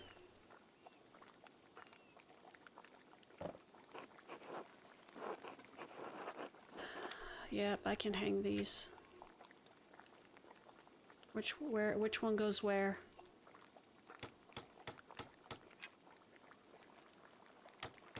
There you go, that looks all right. Thank you for hanging those, just one thing. Remove the cross. All right. Are you sure about that? Don't you gainsay me, boy.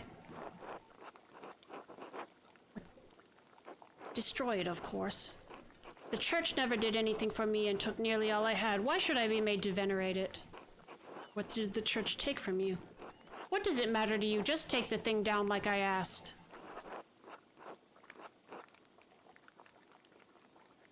Perhaps I could just move the cross to where you can't see it. I understand that you're angry and hurting now, but you might regret destroying it later. Oh, it's such a nice cross made from nice wood. I don't give a shit what it's made from. If you won't remove the cross, then you're useless to me. I'll remove it, I'll remove it.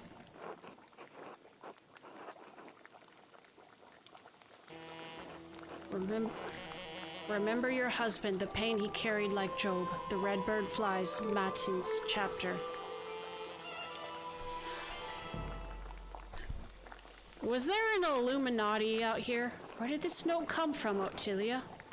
No idea. I found it on the table the night before Rothvogel died. What?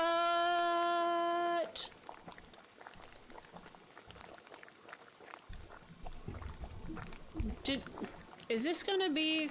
Man, if I reference another mystery story, I'm gonna be spoiling that mystery story. So I won't. Are there multiple murderers? Was there multiple people in on this? I can barely read it. The writing's too fancy. Keep it if you want. It means nothing to me.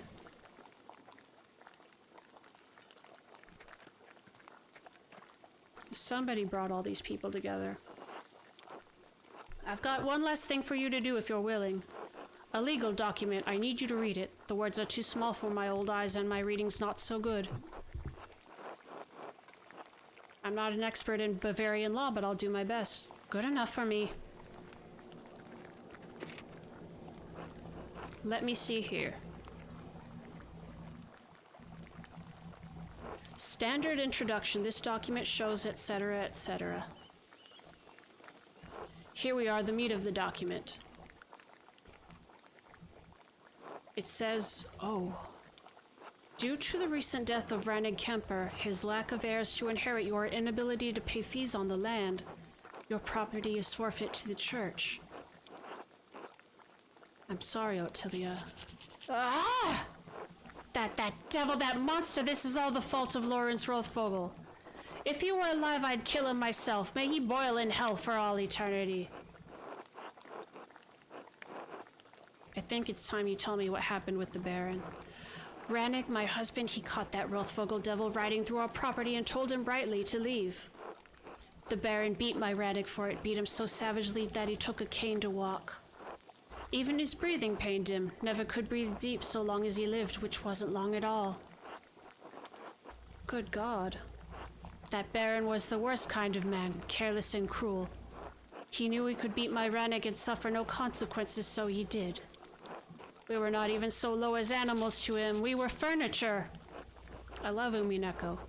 And I knew after Rannig died, the church would try to take what little I had left. This document only confirms it. All because of Lawrence Rothvogel. That's a pretty Is it a compelling reason?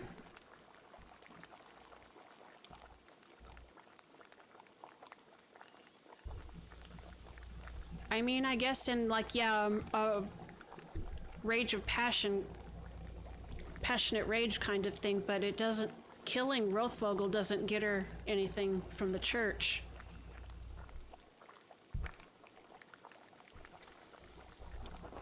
Since Rannig left, I'm just waiting to die. Why should I have to go on living when he is gone?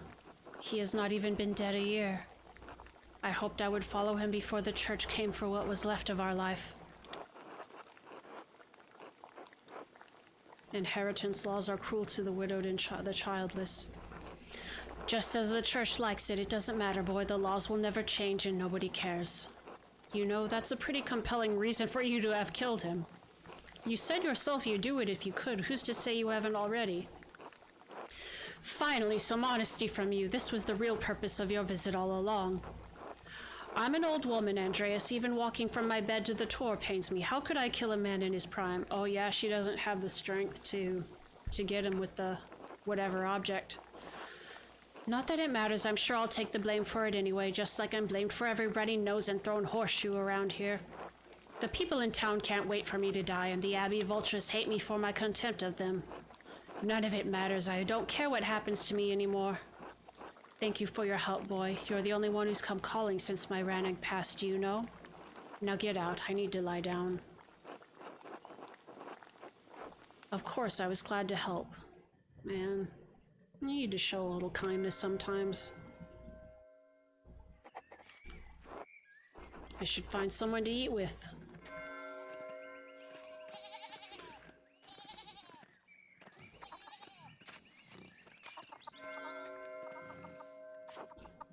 Would you care to join? Ooh. Interesting. I wonder... The monks all eat together though, so we can't do Ferenc for mealtime. Who else did I need to talk to? Probably Cecilia. Lucky's not. We need to observe him later. Who else? No. You know what? Yeah. I need to learn more about Martin. Brigitte and I will be glad of the company. Bless us, O Lord, and these your gifts, which we are about to receive from your bounty. Through Christ our Lord, amen. Oh, they have a kid! Oh no, Martin! Amen. Amen. You're a respectful man, Andreas. Your parents discipline you? I never got in much trouble. Mostly I kept to myself. Lucky them. Martin's got a special knack for making trouble. Only thing he loves more than being a layabout and a whiner. You ask me, the trick to well-behaved children's a firm hand. Salmon hammed pie. Yum, yum, yum. Spare the rod and spoil the child. That's what the Bible says. The Bible says a lot of things. Does it say anything about being a good guest? Wolf. Maybe if Wolf cried less, Martin wouldn't have felt an— Oh, you fucker! I'm sorry, I'll try to keep him quiet. This goddamn racket is giving me a headache. There you go, sweet boy. Finally. It's too goddamn cold in here, Cat. You'll get some firewood after the meal. Fish stew. Yes, of course. Only... What, you've got an excuse now? Little tummy ache, need to lie down? I worry Ottilia will come back. Has she been bothering you? I found her collecting firewood on our land. I asked her to leave because I pay the goddamn taxes on that firewood. And she shouted at me quite forcefully. She's going through a difficult time. Soon she'll have to forfeit her home. Well, that's not my fucking problem, is it? If she wanted to keep her house, she should have had a few more sons. Jesus, dude.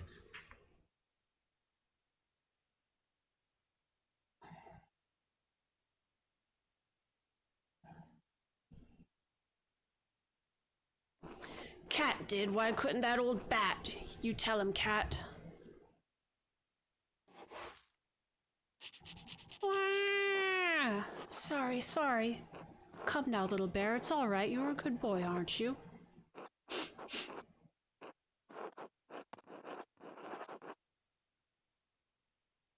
You're a marvel at soothing him, Brigitte. I have many opportunities to practice, I'm afraid. I wasn't done speaking. Of course, I'm sorry. Now you tell him, Cat. Tell him how you chose to have a son and did. I prayed daily for a son, and then I had Martin. That's right, just as I told you, you and Hetty both. If my brother's wife can make the Lord hear her, that old witch could have done the same. I hope Martin's all right. He usually comes back by now. Shiftless, good-for-nothing malingerer. He better come back so I can beat the pants off him. Johann would never let his boy get away with this shit. My brother knows how to raise an obedient son. Speaking of malingering, we've all got work to do. Enough sitting around. Right, I should be off. See yourself out then. Woofa-doofa.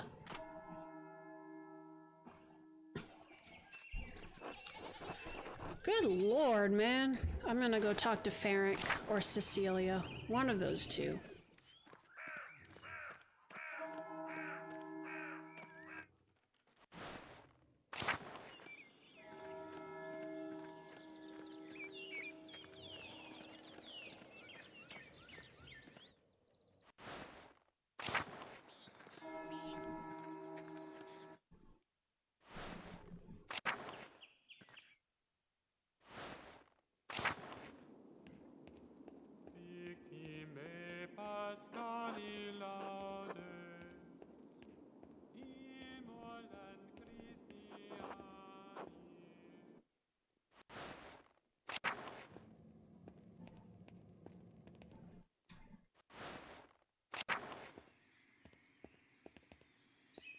I forgot where the Prior's house is.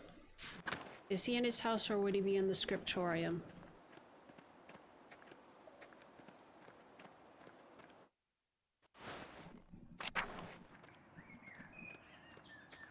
Oh, it's it. Gotta check out his doodad. I still don't know how to connect the elemental symbols on the Volvel with the astrological symbols on the cipher. Until I figure out the connection, I can't decipher the note I found in Ferenc's book. Oh yeah, I need to get into the library. There's a secret passage in the script. Perhaps I can find a way in after dark. And if all else fails, perhaps I could ask Werner Stoltz. He lives off of the North Commons. I have a sense he doesn't like me much, but I'll find a way to get the information out of him.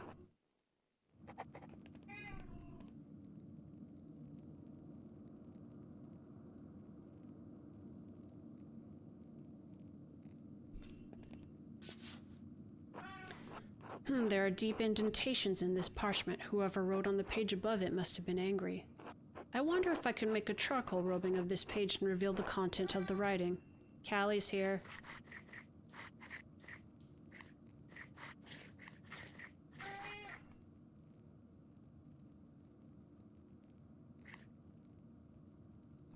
Baron Roth. Ooh, somebody wrote to Rothvogel. Clear as an alpine day, it's a letter to the Baron from Prior Ferenc. My god, Lawrence was blackmailing Ferenc to get him to perform some kind of occult ritual.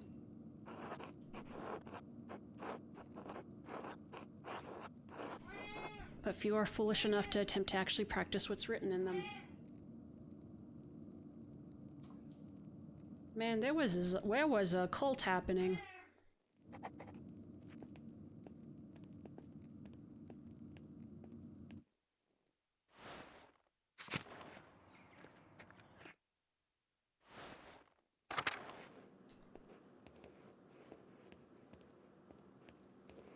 Where's Brother Guy?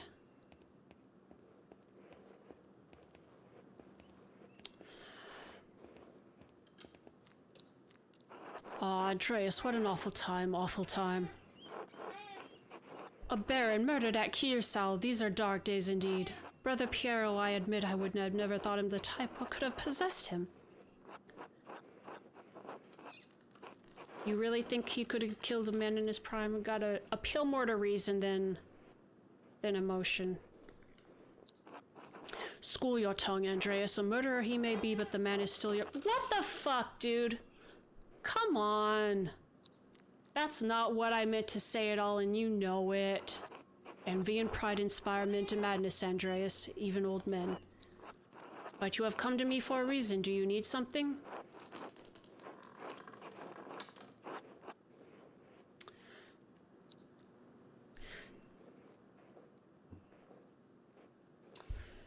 This feels like I rushed. Oh, man. The thing is, for this one, I didn't come by this by the most honest means. Let's start with this one, because we did see this. Pardon? And why were you sneaking about the scriptorium?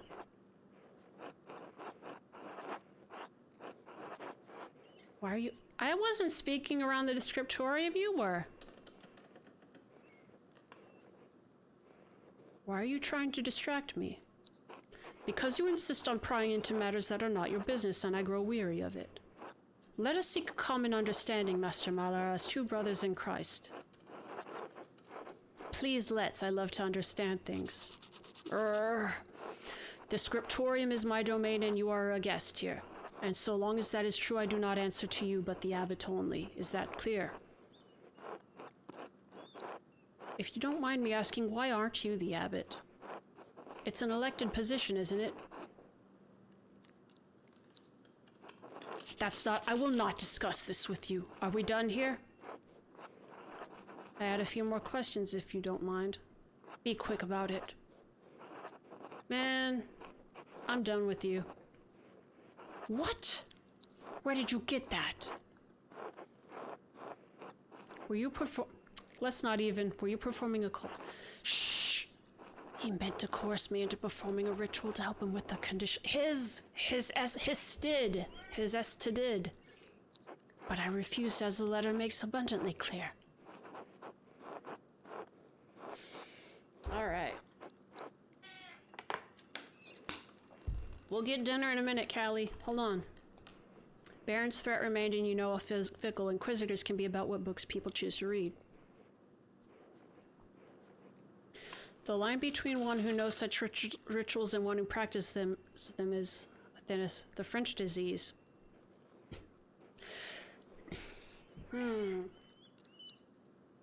I don't want to do this because I don't want to let on that Florian's helping me and that we've examined the body.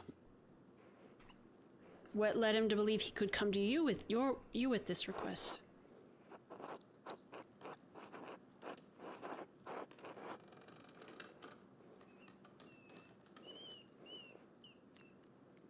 You're an ordinary. What could you have possibly had in common? Books.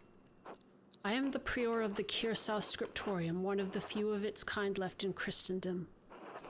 Modest though the abbey may be, our library contains works on subjects rarely found beyond its walls, certainly not all in the same place. For men of certain academic interests, it is perhaps the only place we may meet and discuss them.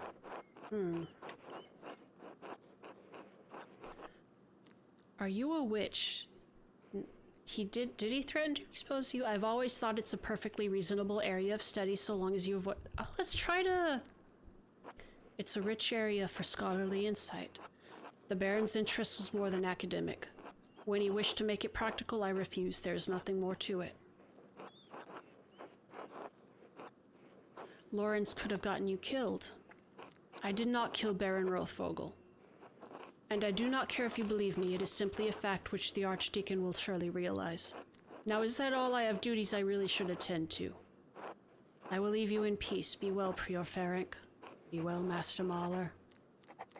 Man. Hey, Adoc. Piero's locked up, but where is Brother Guy?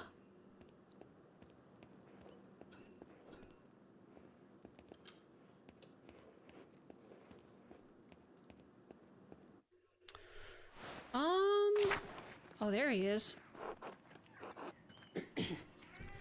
Let's see, we could talk to Cecilia, and then there's also the ladies who are going to be spinning the wool. Let's check in with the nuns first, because that is... Yeah, that's a doozy. Hey.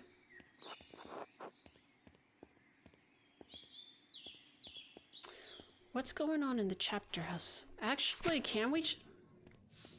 The blood stain is awful. It must have been left by the Baron before he died, but how? Okay. Is that where the impact happened? That has to have been it. So he was pushed, right? I can't see... I mean, I guess I don't have anything to say for certain, but that's gonna be my likely. That's the impact point. Dance of Death mural. Father Matthias had it painted a few years before his death. It's beautiful. Father Matthias sounds cool as hell.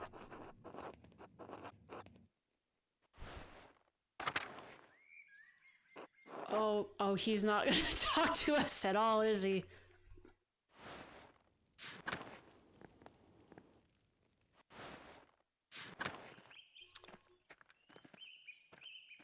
The refectory. The cellar's locked up, I imagine. I'm sorry, Andreas, I can't let you down there. Father Gernot doesn't want anyone talking to Brother Piero before the Archdeacon arrives. What am I going to do, elope with them? Just a few minutes? I really shouldn't. Oh, fuck. Okay. I think they're doing... Oh, you're right, I'll leave it alone. I think they're doing a good job about presenting, like, the choices. And doing... So far, I feel... You know how you can get choices and it feels like you can kind of game it, like, you know, like, this is gonna be the good response. I don't know, I feel like... Is it a fair... I mean, that's the thing, is I wanted to immediately come to Piero's defense instead of letting it letting it just sit there.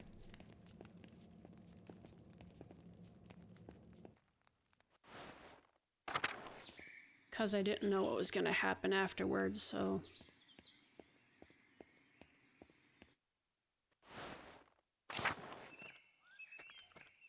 I think the choices have been pretty fair, and so far, if in that right, then nobody's in here. All right, let's talk to the nuns. Gertrude, Matilda, Margaret.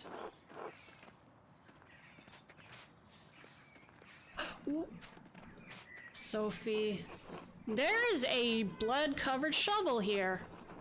Not normal. I think Sister Matilda uses it in the garden. I should ask her about it. Which one's Matilda again? Matilda! God bless you, Master Mahler. May I ask you some questions, Sister Matilda? You know Mother Cecilia doesn't like us talking to men unless it's truly necessary. I have to ask you about your shovel. The garden shovel, I wouldn't say it's mine. It belongs to the Abbey. I just use it more than the other sisters. There's blood on it. I recently used it to kill baby rabbits in the garden. The other sisters are too squeamish to do it. I didn't clean it because it was going right back in the dirt anyway, but why bring up the shovel? Oh, I understand. No, I didn't use it to kill the Baron. A man is not a rabbit. This lady's so cool. Did you receive a strange note recently? Yes, how did you— Oh! Lucky, I guess. What did it say? Don't implicate. Here, look for yourself. Yep!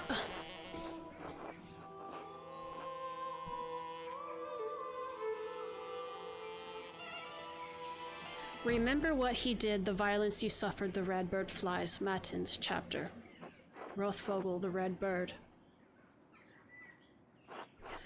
I found it in my— Rothvogel. I found it in my bed in the nun's dormitory. You can keep it if you'd like. In your bed? Who could have put it there? The only people allowed beyond the garden are the sisters. I can't imagine any of them making this. Mother Cecilia and Sister Illuminata have beautiful handwriting, but both of them have been so kind to me. Oh, thank you for your time, sister. God bless you, Master Mahler. Woo, buddy. I believe her, but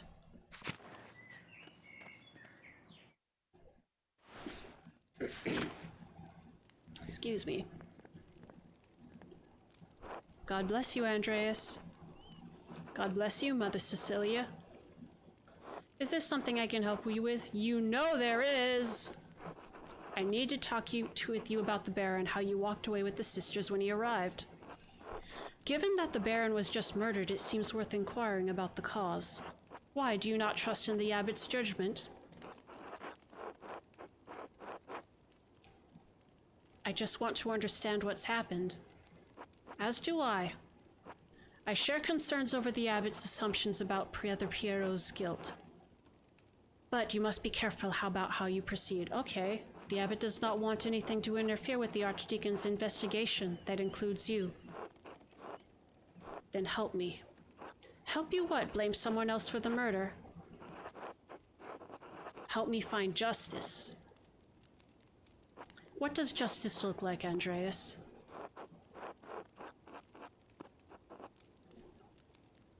You know that justice does not look like Piero dying for this murder.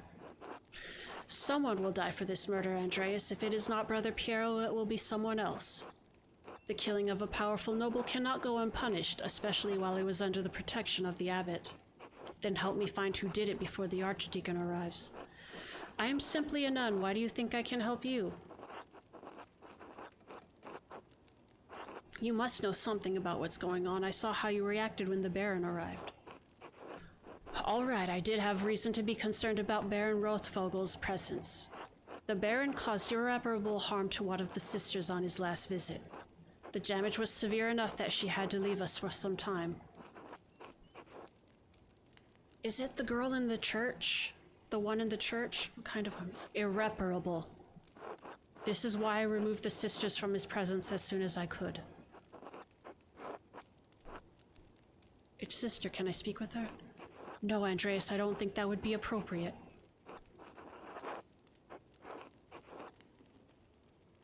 I don't know.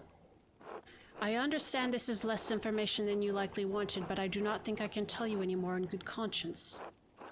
Trust me when I say that the victim of this incident could not have killed the Baron, 'cause she's locked up in the church.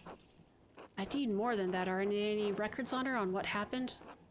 Yes, we keep records on all the sisters in the library. Not that it does you any good, you're not allowed.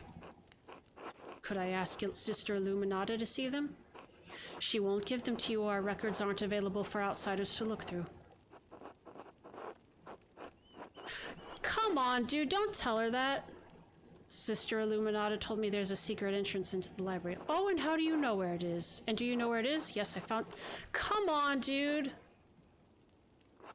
Don't try it. You'll be caught, and then you'd be lucky if the abbot only banished you from the abbey until Judgment Day. You're probably right. God bless you, Mother Cecilia. May God— Come on! Why did he do that? Why did he just let it— Man... Do I have to go talk to the doctor in town now?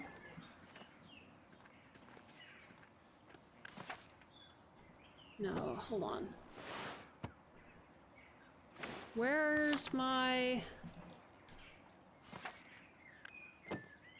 list of tasks to do?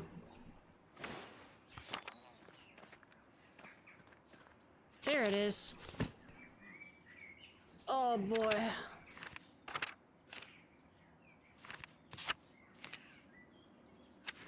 No, stop. Oh, okay. Okay, so we actually finished this one. The spinning bee, notes on Sister Matilda, the Baron and the nun. She may have been protecting somebody else. Occult hands. The widow's curse. A stonemason's anger. Ex Libris. Okay. The flood. A few more pages.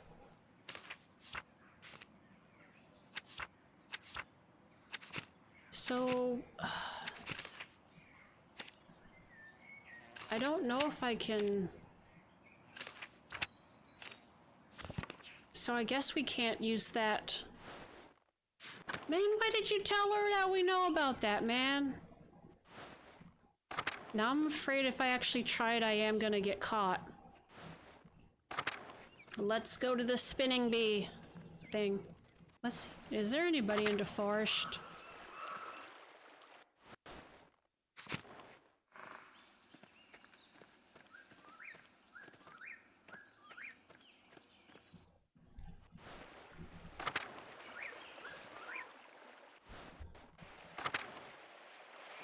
Who are you? Oh, that's Otto. Good to see you, Andreas.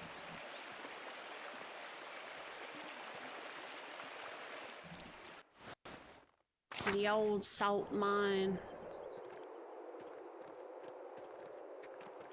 Alright, let's go to the spinning bee. Let's go hear all the hot goss.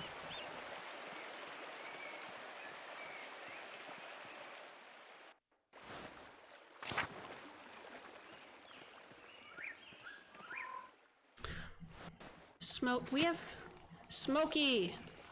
Oh, there's two guys here. Václav and Smokey. Oh, Master Mahler? Yes? We met once before, I think. You were drawing something by the, waterfall. I'm Smokey. Well, Adam, but people call me Smokey. You're the charcoal burner. Yes, I have to stay out here in the forest near the kiln. Is there anything I can do for you? No, just being friendly. Of course. Good to see you. Until next time, Master Mahler. Until then. Oh, hello? Hello, you're not a local, are you? No, I'm staying in Tassing only briefly. Is Smokey a friend of yours? No, I mean, I didn't know him before coming to Tassing, but he's let me stay with him, so yes, I suppose he is. People don't much like Romani. Oh, most folk despise anything that's different. I like staying on the edge of town.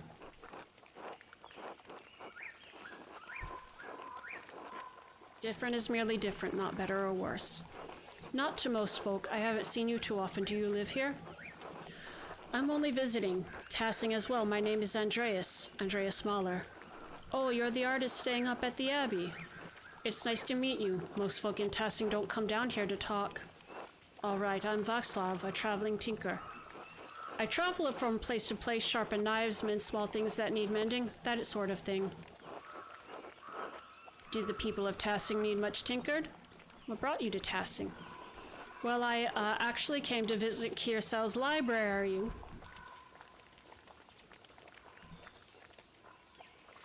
Oh, hi, Nate Dog. Hi, NTDG. I do not know. I've been so engrossed that I haven't been paying attention to the chat. How are you doing?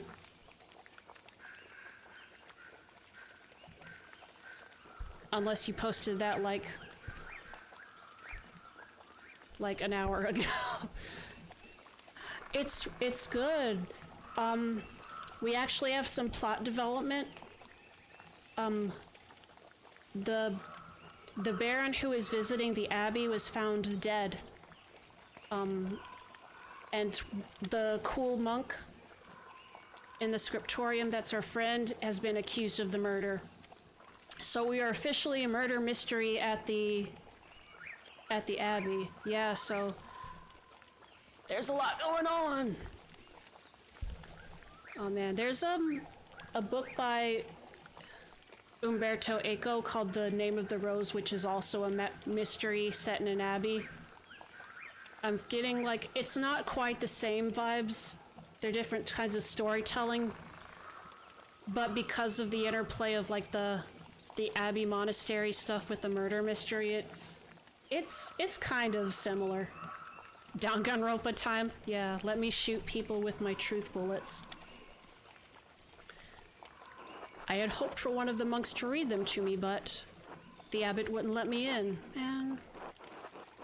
No one's allowed inside the library except the sisters. I'm not surprised. Father Gernot is a grumpy old man.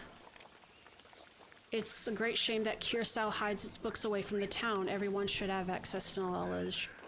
We are alike in that regard, Master Mahler. What were you looking for?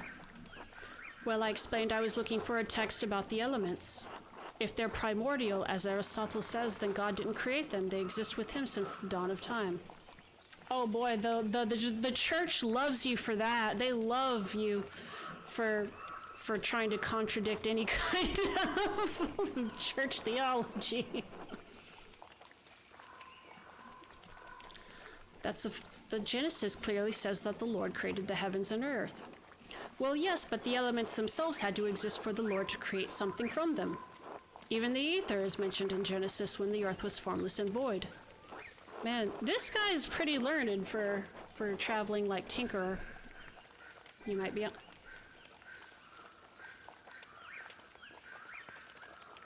I'm not gonna say that. I've never considered that way before. You might be onto something. I did not expect such open dialogue with you, Master Mahler. Few men with your stature would entertain such ideas with someone like me. Anyway, I should get back to work. Until later, I don't know how to pronounce his name. I'm hoping Vakslav is close. Oh boy. Yeah, well, he's not even the worst one. There's an old widow who is very... I was trying to get information from her, so I was helping her do chores, and she's like, take the cross off of my wall, I don't want to look at it anymore. Fuck that thing, I'm gonna destroy it. So, she is very much, yeah. Well, the Baron was like that too. He's like, you heard about that Martin Luther guy, and how he thinks that we should, like, stop the paying for indulgences or whatever the hell? Oh, it's a tricky time. I think that is... Yeah, I think that's the implication, is that he's Roma. I mean, I guess he said he's Romani, so yeah, I think that's outright. Alright, so I'm also in a kind of time window where it's like you do something for morning, you eat lunch with somebody, do something for the afternoon, eat dinner with somebody, and get information that way, so... There are a bunch of people who have had beef with the Baron that I have talked to, the old widow being one of them. Klaus has helped me already. So, actually, one thing I'm gonna do is I'm gonna go spin some wool with some ladies. Oh wait, does she have anything to say? I still don't know exactly what this is. They speak differently. I assume it's their translation convention or something, but I don't know. Ye olden beef. Well, I guess beating a man is more than beef.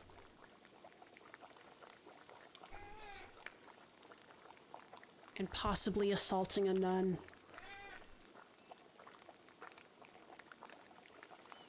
And possibly giving somebody an STD. I don't know. There's so much happening. There's so much happening and the abbot just fucking hates me.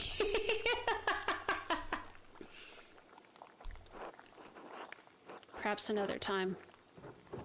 Don't keep me... Okay, until then. Okay, nothing right now.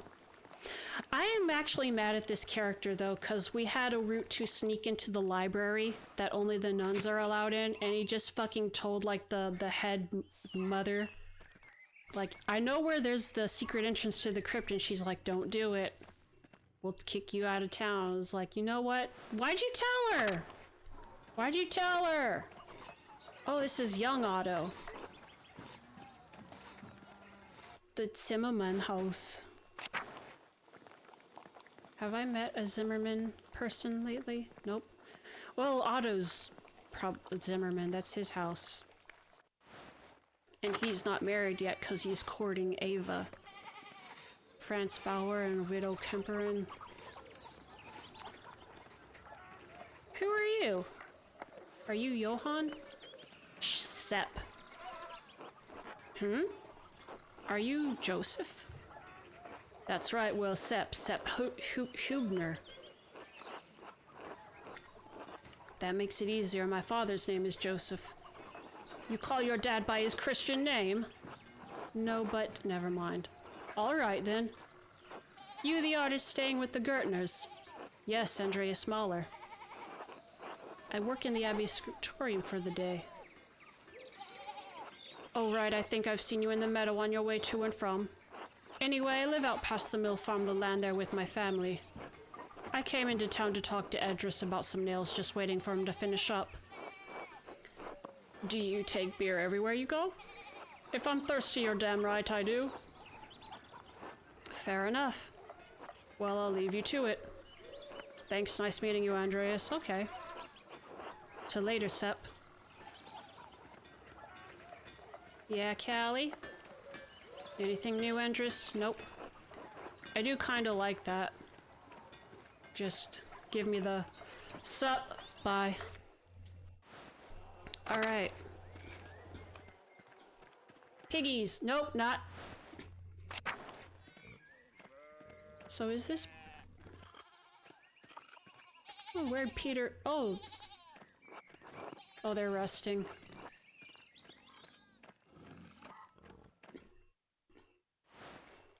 Alright, let's see what we got here. We've got Hans, Johann, Hetty, and Veronica. Veronica's... I'm sure... There's a weird mix of names in here, and I'm sure some are... You ever get that thing where you see a name from somewhere long ago that feels like it's out of place? Like nobody... in like the 15th century should have been named Veronica. That's what I feel like when I see a Veronica. That's... Oh yeah. Hans. Hey Andreas. How's it going, Hans? Keeping busy in the fields? I guess. Do you like it? What? Farming. I never really thought about it. Dad says it has to get done whether I like it or not. What do you think about then? What do you think about then? Uncle Franz said Brigitte might come help with the laundry today. She's Martin's wife, right? She seems nice. She is nicer than Veronica anyway. I wish Brigitte lived here instead of her. Well, you have a good time thinking about your cousins. What? Until... Good God, man.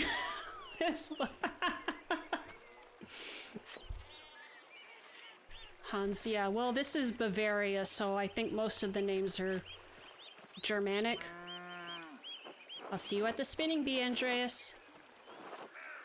I better see that skinny bottom of yours at the bee, Andreas.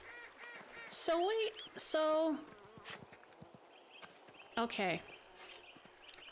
I'm trying to learn some of the people here. So this guy, his brother, lives over that way with his wife, his son, daughter-in-law, and grandson. So this would be Johann's wife. That's their son, Hans. So who is Veronica, like his sister, or is she not family? Anyways, we gotta... Andreas was just wondering when you'd turn up. The gaggle said you'd come to watch them spin. Between you and me, Hetty's not about to let you go once she's got you in her claws. So I hope you've got a few hours to hunker down and get comfortable. Hunker down! I love a person who says hunker. Yep. Let's spend our... This is how we spend free time, except it's spent on investigating instead of friendship maxing. Hetty'll be glad to hear it. She's got a fondness for you, heaven knows why. You fucking suck. Now I can't let you inside among the unmarried girls, being unmarried yourself. But you're welcome to watch through one of the windows. I understand.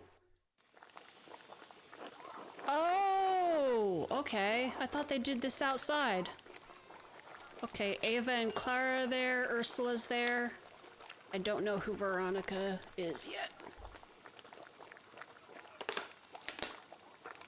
Alright. That idiot never did see trouble. He didn't want to jump in feet first.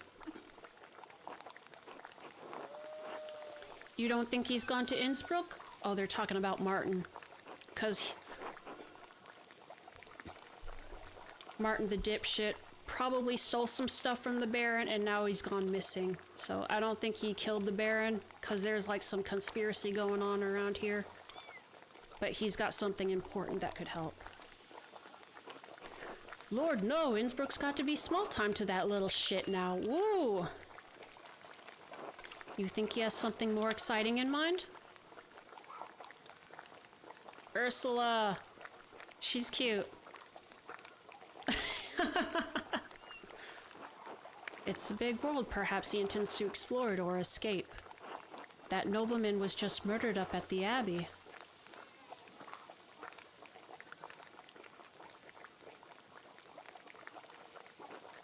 Martin picked an awfully convenient time to run off. Oh, Lord. Oh, Kat is Martin's mother. Kat's another name. That seems out of place, but I guess they probably would have had like a Catherine's variations of that. I'm gonna... Hold on, let me turn on a light. It's starting to get dark.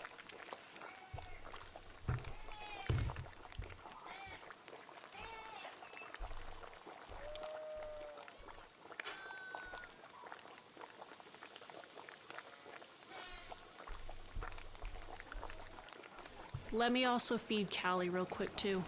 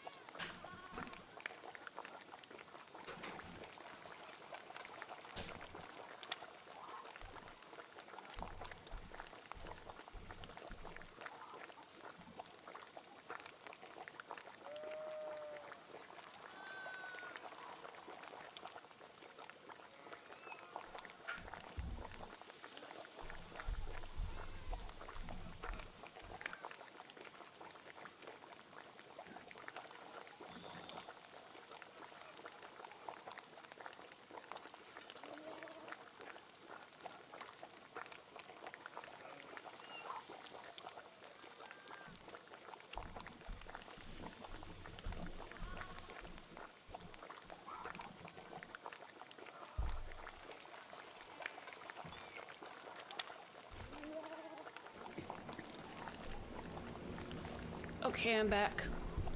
I forgot to mute the mic, so I don't know if you heard, like, the snap of the cat food can opening. When Callie needed to get her fed, I was gonna stop a little bit ago, but it's getting too interesting. I want to keep going.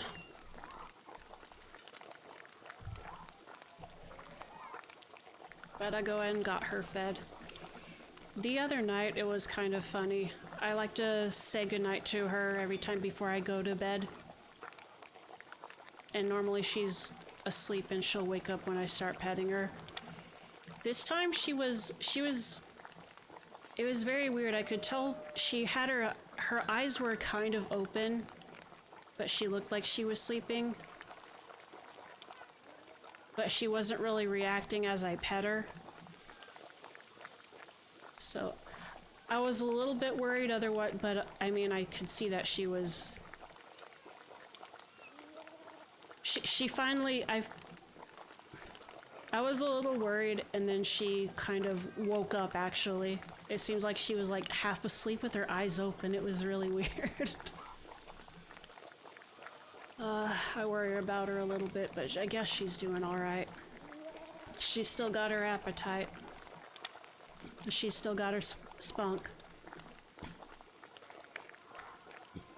Yeah, she was deep sleeping. Normally I worry about the deep sleeping when I can't tell if she's like actually breathing. So this one was mostly okay. Okay, back to the game. Andreas was friends with the nobleman. Do you think Martin could have, you know? I don't think this is appropriate. What motivation could Martin possibly had? Do you... I'm not... I don't...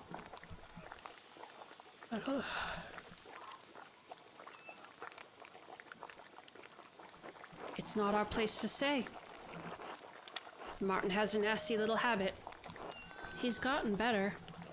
Once a thief, always a thief, I say.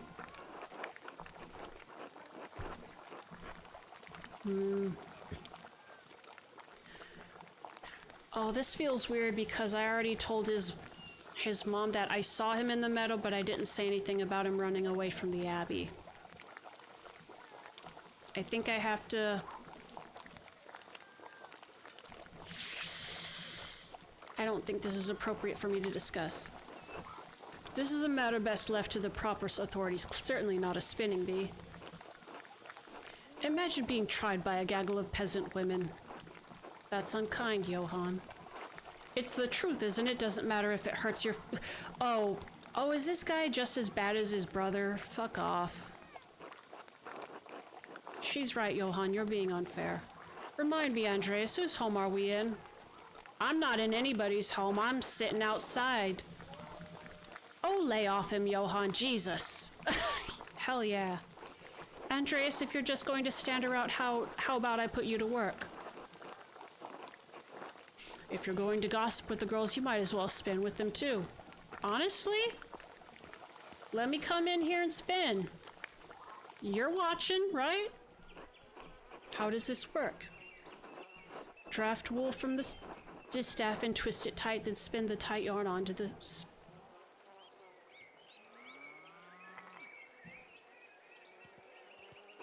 Once there's enough yarn on the spindle, collect it at the bottom and begin again. Draft, twist, spin, collect, repeat. You'll figure it out. Draft, spin. Damned thing. I'm fucking it up. Oh, hell. Oh, shit! Draft. Damn thing. Draft.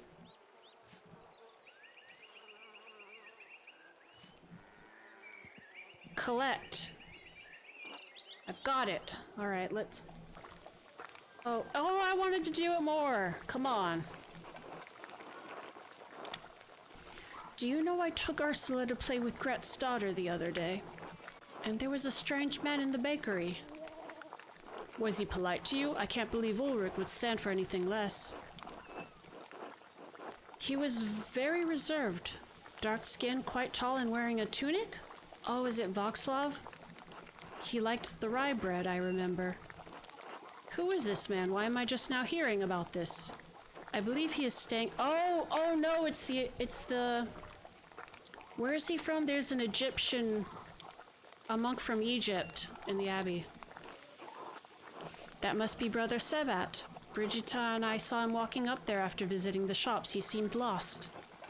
Where is he from? Does he speak German? Christ, I hate being the last to know. Yay! Ah, be careful what you wish for, Kayla. Spin, spin. Draft, draft, draft. Spin, spin, spin. Collect.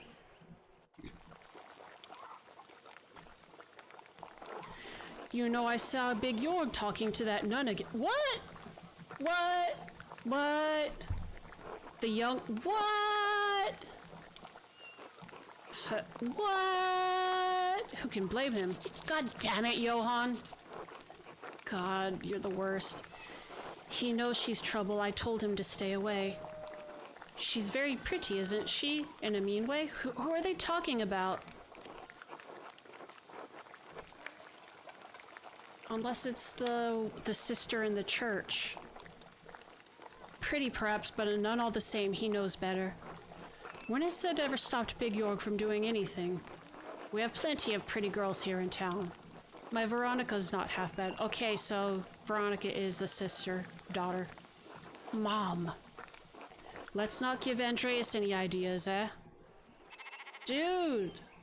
What nun? Draft, draft, draft.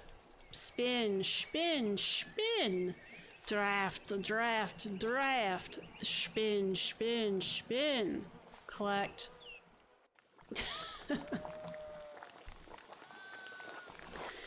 Brigitte has been spending a lot of time at her mother's house lately. Agnes is glad to have her home, and Lucky's always treated her like a daughter, but I can tell they're concerned. Are Brigitte and Martin having trouble, Veronica? That's one word for it. Brigitte does what she can, but nothing pleases Martin. He won't lift a finger for her or Wolf. He's such an asshole. Well, that's not his business, is it? Women's work and all that. You ever see him doing much men's work, Dad? Can't say I've ever seen him do much work at all. Perhaps Lucky can talk some sense into Martin. He's always been a devoted husband and father. Lucky Steinauer's the model of what a man should be. He's also avoiding talking about the Baron with me. Draft, draft, draft. Spin, spin, spin. Draft, draft, draft. Spin, spin, spin. Collect. I know how to do this now. Is everyone behaving themselves in here? Oh, it's you. Afternoon, Otto. Come to see anyone special? Hello, Otto. It's good to see you. I heard laughing from the road and knew you all had to be up to no good in here. And look, here's Andreas. Have you been minding your manners? Old Johann here's a real stickler for propriety. I've mostly been listening, actually. I fear I've been yoked to the wheel of propriety my entire life. Right, what was I thinking? You're probably going to take everything you hear to the abbot. No! As if the abbot cares what the common people think. Man, fuck the abbot. I ain't going to the abbot until I can prove who actually killed the Baron. We can set our bro Piero free.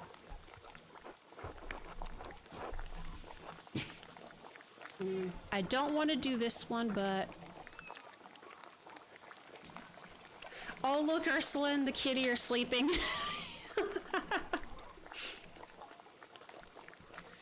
The abbot's not so bad as...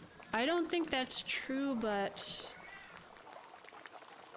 I could be here to flirt with the young women, you don't know. I'm gonna go... Oh, Lord. Too much time with those books, Andreas, and not enough time working. No wonder you're not married yet. We all know you work hard in the fields, Johann. No need to boast. He works hard in other... Come on, lady! Man! You've been in town a few months, Andreas. Got any burning questions you've been meaning to ask?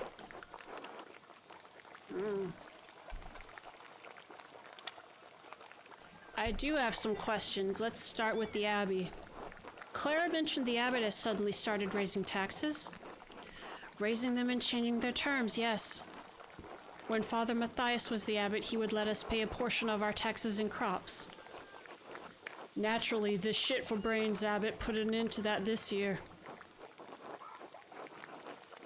Even if our crops fail or produce less than we'd like, we still owe the abbey for the use of the land. It doesn't make any sense. How can he raise our taxes when the price for our grain does not rise too? Where does he think the money comes from? He doesn't think about the common folk at all. If it's not his abbey, it's not his problem.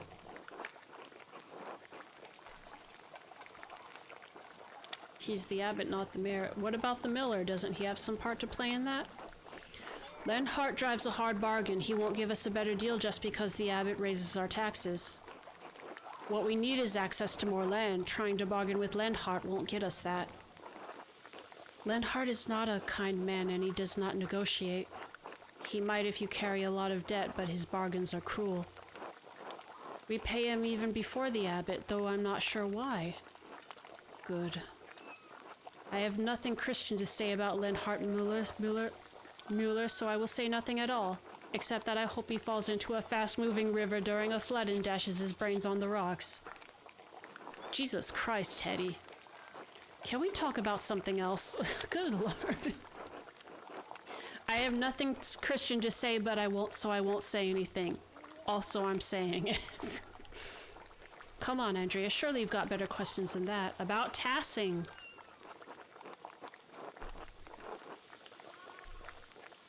How have you been weathering the storm? The anchoress in the church. Do you know much about her? Oh, Sister Amelie. You know her, Veronica? We're not dear friends or anything, but sometimes she has these fits, you know? And if Father Thomas isn't there and I have time, I'll wait with her until he arrives. Since when? I didn't know anything about this. So this sounds like Sister Amelie is not the nun that Big Jorg is seeing. Oh, and here I thought you just adored the church building. You're so funny, Veronica. Don't make it sound weird. She's nice and someone should be there when she's in pain, that's all. Father Thomas told me she receives visions from God. She has been blessed by the Lord. I wonder if she may have arthritis. The joints swell and it becomes painful to move. Father Thomas suggested her body was in a great deal of physical pain in addition to her spiritual pain. My grandmother was similarly afflicted. It was terrible for her. God rest her soul. I prefer my blessings to come in the form of golden. She's been in Tassing for near on a decade, hasn't she? Since I was a girl, certainly. We've grown up with her in a way. The woman in the maze, it's like something from a tale of knights and monsters. She's trapped in a box. I don't think there's anything romantic about that. Aren't you a little know-it-all? I didn't realize you were an expert. I don't know about you girls, but I'm sick of this wool. I'm sure we've all got other chores to get to. I'm glad to have that over with. Now I don't have to think about wool for a whole year. Oh, I was having such a nice time. She's got to go back to her dickhead husband. I certainly learned a lot. Care for an escort home, Ava? I'd like that, yes. I expect everyone will be on their best behavior going home. They always are. Johann, please. Andreas, will I see you home for supper?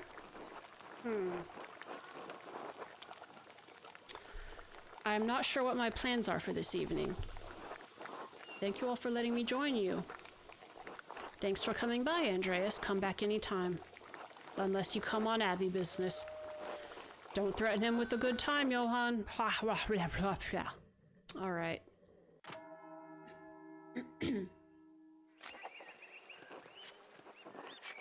Should find someone to eat with. Can we eat with you? Maybe another time. If you say so.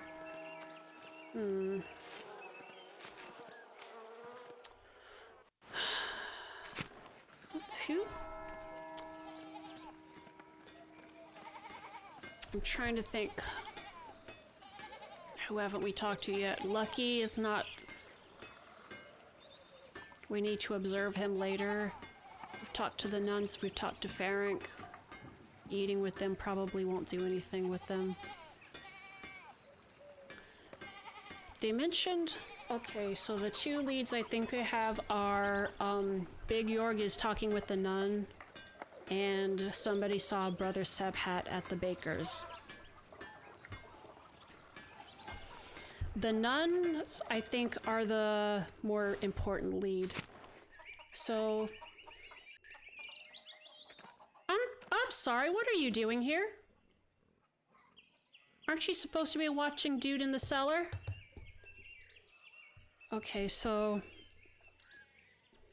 There was a note, and Mother Cecilia confirmed that something happened. The Baron did something to one of the nuns, so I think it was... But they said that Sister Amelie has been there since she was a girl, so it couldn't have been a recent thing, right?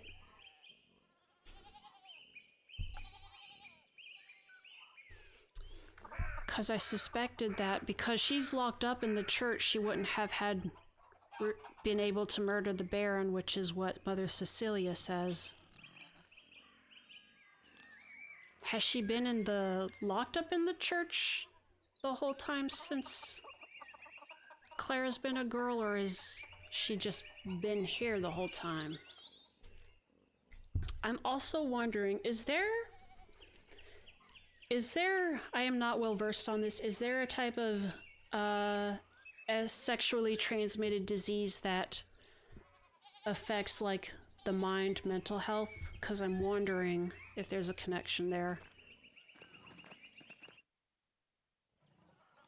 Yes? Okay. Because that's what I'm wondering, if that's what's happening to the sister. If she was assaulted by the Baron. Yeah, syphilis is... I don't know if it's being portrayed the same as it would actually appear. Hold on, I'm thinking. Gotta figure out if Sister Amelie has always been there or if this is recent. Always been in the church box, I mean. Alright. Andreas, Christ, there you are. And who's Big Yorg talking to? What's the matter? It's the Archdeacon. He's come early with an entire retinue in tow. He's questioning everyone who knew the Baron and Brother Piero. I've already told him the little I know. He expects to speak with you tomorrow at Nones. He requested you specifically. Oh my god! He's been informed of my investigation then? Did he say why? It's no secret you've been poking about the town and the abbey, sticking your nose in the rot. Okay, well, fine. I hope your prying has borne fruit or Piero's neck will meet the sword. Oh my gosh, do I have to already...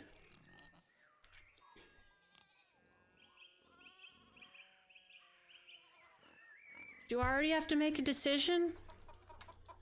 I've done my best with the time I've had. If only I'd had a couple more days. Whatever happens, Piero knows you've been working hard on his behalf and he's grateful for it. Only, Andreas... What is it?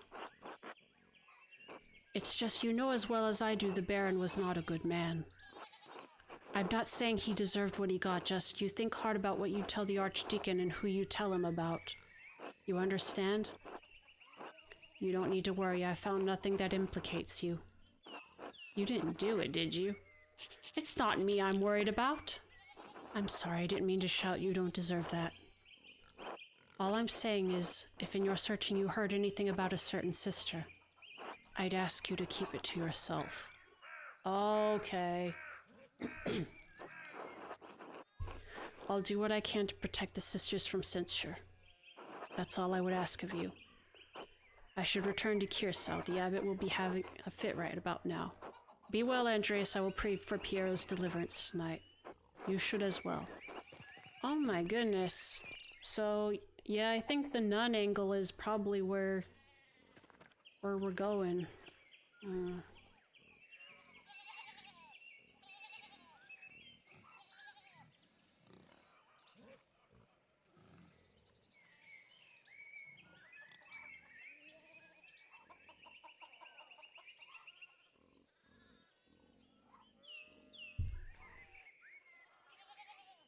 The only thing one of the nuns did say something about hearing and smelling something in the middle of the night in her dorm, so it might be that Sister Matilda did kill him with the shovel. But that's assuming that the shovel was the impact point, was the impact in the weapon and not being pushed into the wall. Ah! There's so much. Are they already expecting me to... I want to eat with you guys. Anything new to say, everybody? Andreas got supper plans? I do not. As long as Clara won't mind an unexpected guest, let's go. She's resourceful and you're hardly unexpected. Come on, I'm starving. Bless us, O Lord, and these your gifts, which we are about to receive from your bounty. And we pray that you keep safe the soul of my dear Christine, gone these 6 years. She is missed at this table by her husband and children, but we take comfort that she will be with you in paradise. Through Christ our Lord, amen. Amen.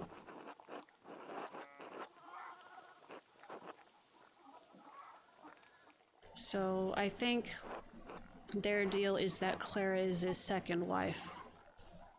I saw that wretch of a miller this morning. The bastard had the gall to raise his hand to me in greeting. I should have spat at his feet. Dad, I don't know how we're going to pay the Abbey's taxes if he raises the milling fee. I already gave his wife stuff for the taxes. Have you told him that? No use talking to that man, not with the bad blood between us. I could try to speak with him. He's friendly with me. Absolutely not. And don't you ever speak to him again.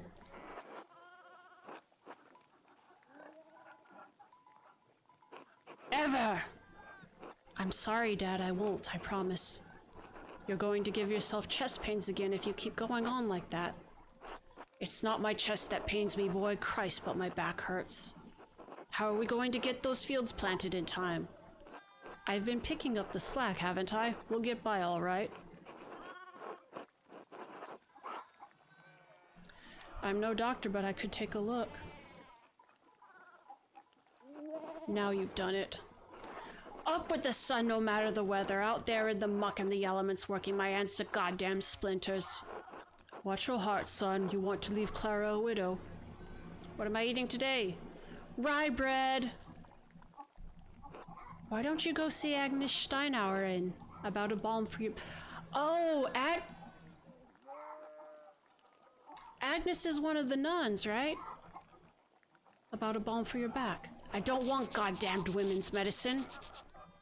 I just offered to look at your back, bro.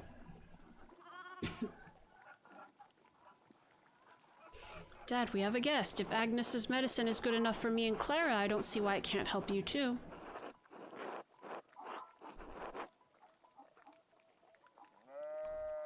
Actually, yeah, why trust to Agnes's folk remedies when there's a doctor in town?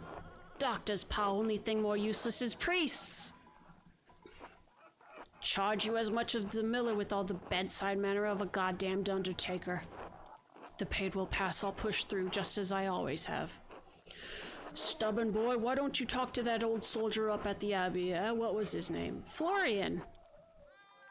Florian, yes, it was on the tip of my tongue. Since when are you so fond of the Abbey, Peter? Florian might live at the Abbey, but he's a soldier still. Only one of them worth talking to now that Father Matthias is passed. When was that, eh? A few months ago?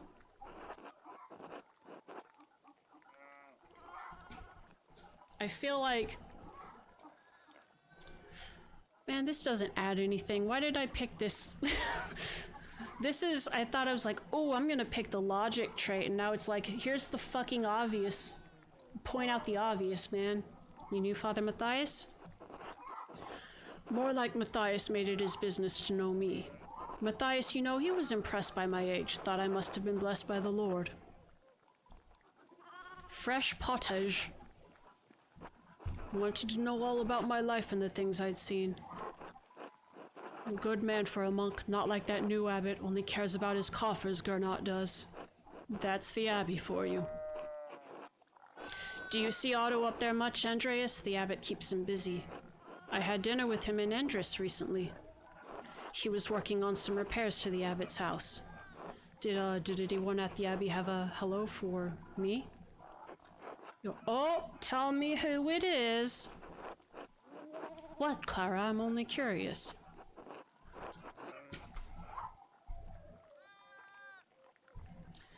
Nobody did. I don't remember. Were you expecting one? It's only that I talk to one of the sisters sometimes, Zdena, and I was wondering... Oh, she's the young one in the library who doesn't even want to be there.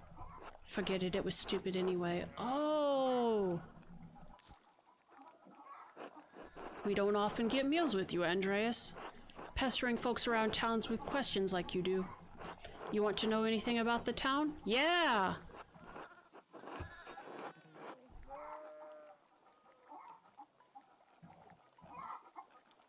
Tell me about the burn. The burn. Any encounters with Baron Rotvogel? You think he talks to us? Ah, we may as well be furniture to the likes of him. Umineko. Perhaps he doesn't talk to you, but... he is known to have a wandering eye. What if he makes advances on either of you? Lawrence is known for pursuing peasant women. The young women in town know it's best to avoid the Baron Rotvogel when he comes to visit. Whether married to a man or married to Christ, neither... Yep! A nun. Married to Christ, you mean he goes after the nuns? He's a handsome man, rich and powerful. None of us are really beyond his reach. There was that young woman who came to live with Lucky and Agnes, wasn't there? That's not our business, Jorg.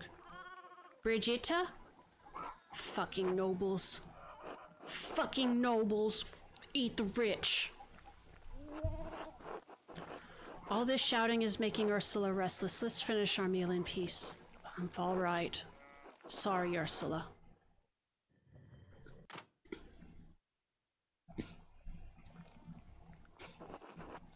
I should... You want to try breaking into the library now that you told the sister that you know about the secret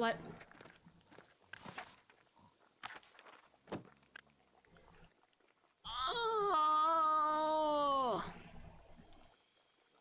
I really want to try sneaking into the library, but I'm scared of the consequences now that she knows about it. Nope. Oh, it's auto-saved.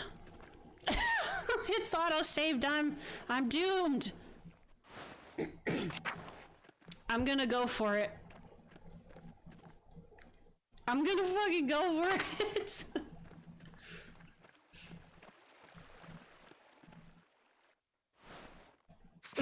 Oh God. We're trying to find out,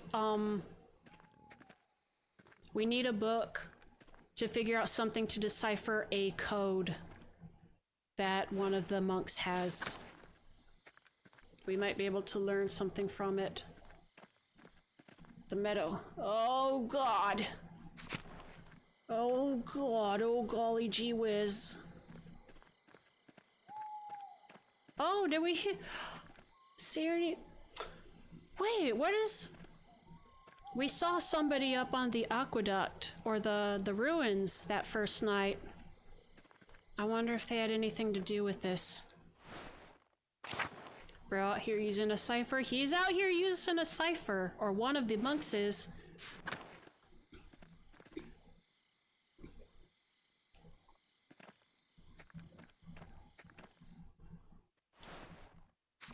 All right, let's see. Let me see if I can remember where the crypt even is. You still watching him? It's locked. I can't even get to it, huh? Figures. Animal pens.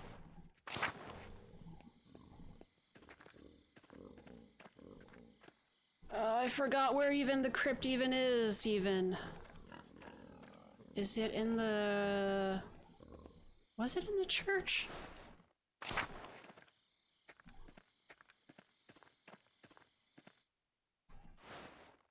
Let's see if we can find it.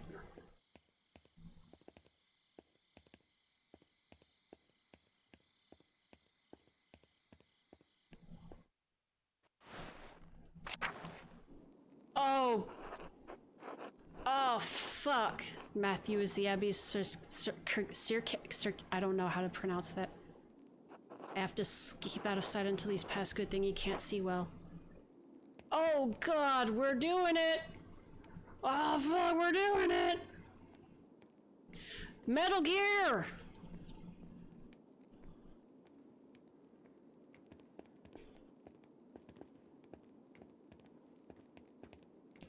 Oh shit. Oh shit, oh buddy, oh dog. Dude, why did Sister Illuminati even tell me about this? If I go up these stairs, it's going to take a while to find the records I need. I'll lose some time tomorrow morning unless I turn back now. Okay, so... Late night excursion, sleeping in. But the Archdeacon's already... Nope! I don't... Fuck the Archdeacon.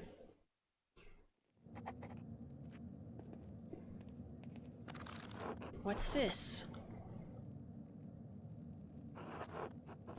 De Herbis Cambriae.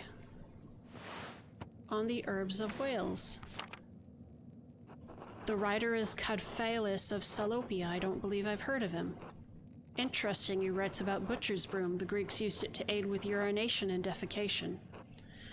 This author claims it can also help with the reduction of swelling. He seems to be speaking from experience. Would it help with arthritis? Swelling? Wonderful hidden treasure for the Abbey.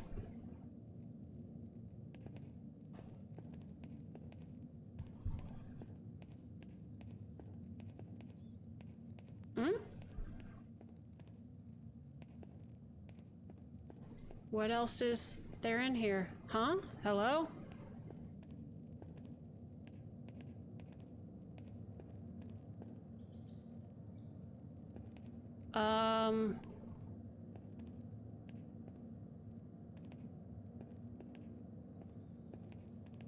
Oh, God damn it. It's always so weird when... Like, at least on the outside, there's paths. What do we have here? A bifolium from the Mysteria Astra. I've read a number of treatises on astronomy, but I've never heard of this one. Seems rudimentary, explaining the connection between astrological signs and the elements and their basic relationship to alchemy. Each sign is governed by one of the four elements. Cancer, Scorpio, and Pisces are the water signs, Capricorn, Taurus, and Virgo are the earth signs, and so on. It cuts off there. The next page is about something else entirely. Sister Illuminata must be trying to reconstruct the larger text. Given the dramatically different context of the following page, the where this bifolium came from must have been assembled properly. These two pages were interesting enough, I suppose, but quite basic. Wait, that's the connection between the astrological symbols on pharynx cipher and the elemental symbols on the volvel. If I turn the wheel to the element that matches the sign, I can decipher the note he left. Excellent.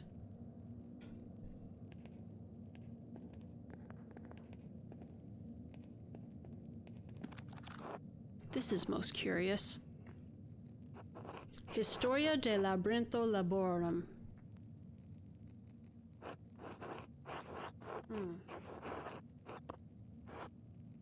That was kind of easy. It was kind of duh, but you know, what are you gonna do? I've heard tales of some incredible libraries across Christendom, but a labyrinth? It must be metaphorical. I believe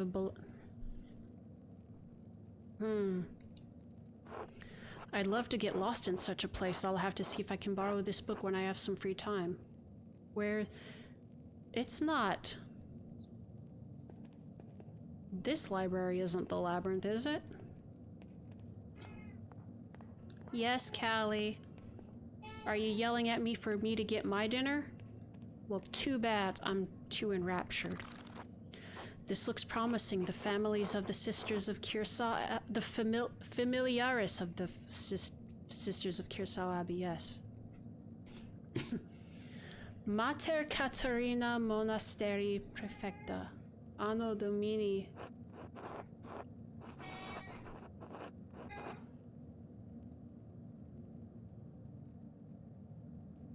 Do you need me to turn your bowl around?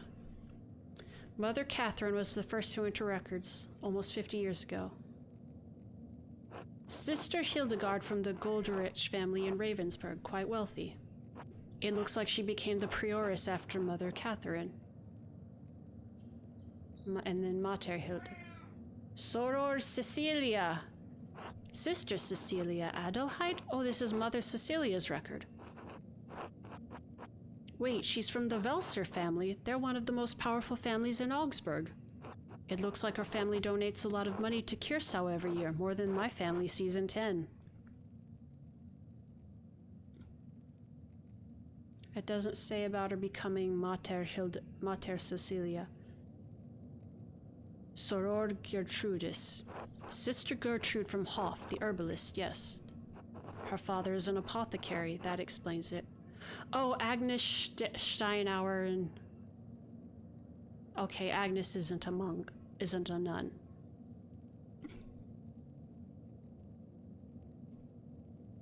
Matilda Oblate, yes, the nun's cellarer. She comes from Kempton. What is an oblate? Matilda's the one that we caught with the shovel, and she says she was killing rabbits with it. Merchant family, they donated pigments to us to use in the scriptorium. Quite thoughtful. I'll have to thank them if I ever get the chance. And Sister Illuminata. Sister Illuminata. Named Angeline from the Capocci family in Perugia. It looks like they have some connection to Curacao through an old abbot, Rudolph. Her family donates money to the abbey every year as well. Next page, please. Mater Cecilia. Soror Sophia. Sophie from Birgitz. Her family is poor, but they donated flour. Oblata. Lisbeth Oblate, she's from Utrecht. It looks like she had an eventful life before coming here, married with a child. Both died. Her merchant family has some connection to Curacao through the Kaufmanns of Rothenburg ob der Tauber. Hold on, I need to look up what an oblate is. And how it's different from, like, a nun.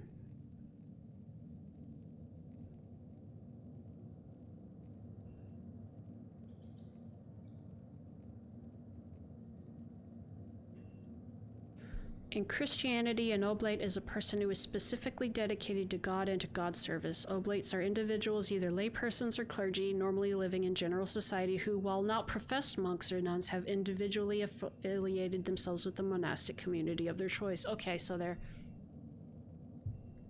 they're not officially, but they are officially. Okay. Margaret. Sister Margaret. Oh, the blind girl who assists Gertrude. She went blind because of failed surgery on her cataracts. Wealthy peasant family, they donated wool and a pasture in Cribble. And then Soror Zdena. Sister Zdena. This should be good. This gonna be good. They donate a fortune to the abbey. No wonder Mother Cecilia and the abbot let her behave as she does. Is there anything I'm missing?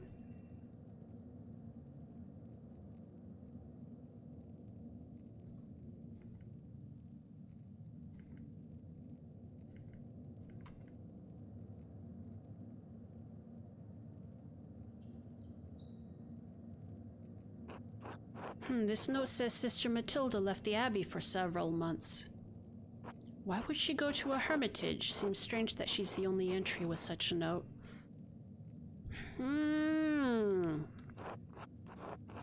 The date's 3 years ago. This was just before Father Matthias died, which means it was around the time Baron Rotvogel visited. This has to be it. Matilda must be the nun the Baron harmed on his last visit. Really? I should talk to Mother Cecilia again, and maybe Sister Matilda as well.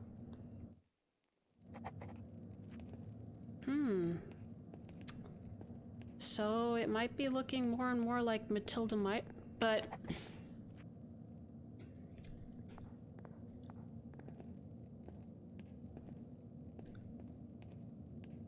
But Cecilia was very... Hide! You fool! Is that Ferenc? And Matthew. Wait, that's not Whoa! That wasn't Ferenc, because Ferenc has a mustache. What? Woo!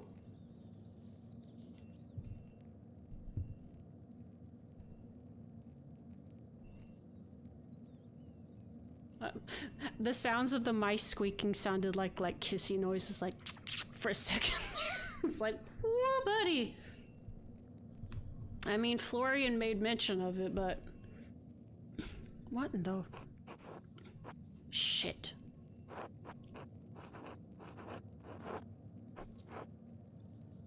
What am I going to do now? It can't take that long.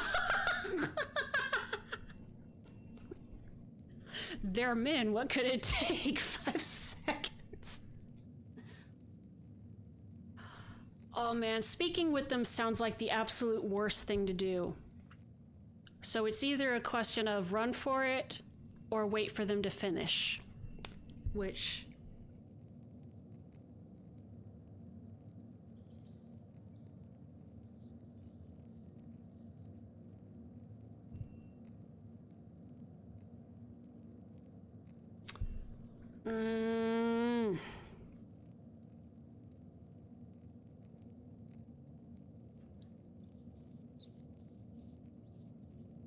The thing is, depending on how long it takes, is Andreas gonna get caught slunking around the Abbey?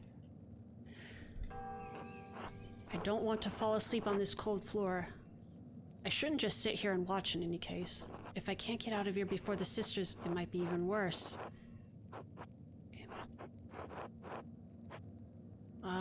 Zidane, nah. It only makes things difficult it may... I'm gonna break for it! Ooh! Did they catch me? God damn it! I need to get... Oh fuck! There's a chase scene! There's a chase scene happening, there's a chase scene happening, there's a chase scene happening. Father Matthew, you run too fast. What the fuck? What the fuck? What the fuck? What the fuck? What the fuck? What the fuck?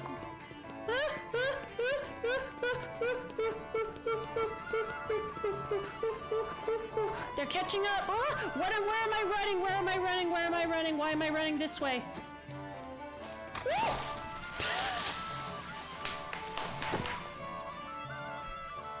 Oh shit, he jumped! Could they tell it was me? Christ, my leg. Did he break it?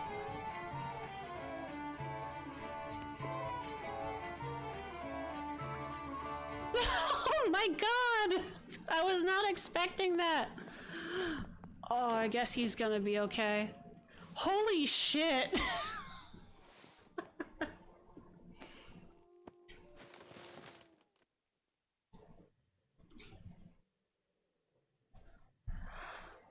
Oh, are we going back to the dream world? All right. Let's see what you got for me, bub.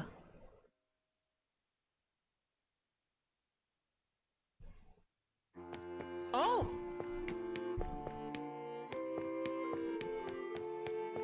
The game started with them talking to, Beatrice, Socrates, and a fictional saint. Andreas, when are you coming home? Dad, I'll be home soon. I am a little nervous about this girl, Sabine. Don't worry yourself over it. I barely knew your mother before we were married. Besides, you need a wife if you're going to start your workshop as a master. That's the law. Yes, of course. You're not going to quit this like you quit university, are you? No, of course not. Good. If it weren't for the work I did for the rector, you never would have had the opportunity. Most people never get a second chance after they throw something away like that. I know. We'll see you when you get back. Sure, all right. Or is he just dreaming about his future? Oh, it's you. I only have the picture of you, the one my brother Daniel made. I really don't have any idea what you're like. Do you really want to get married to a stranger? So what are you like? Please don't imagine me telling you in your own mind. Why? You'll imagine I'm wonderful or imagine I'm horrible. Either way, it's not fair to me, is it? The real you? To none of us! Fair. I'll see you soon, Andreas, for real, I mean. I suppose that's true until then. Here we are.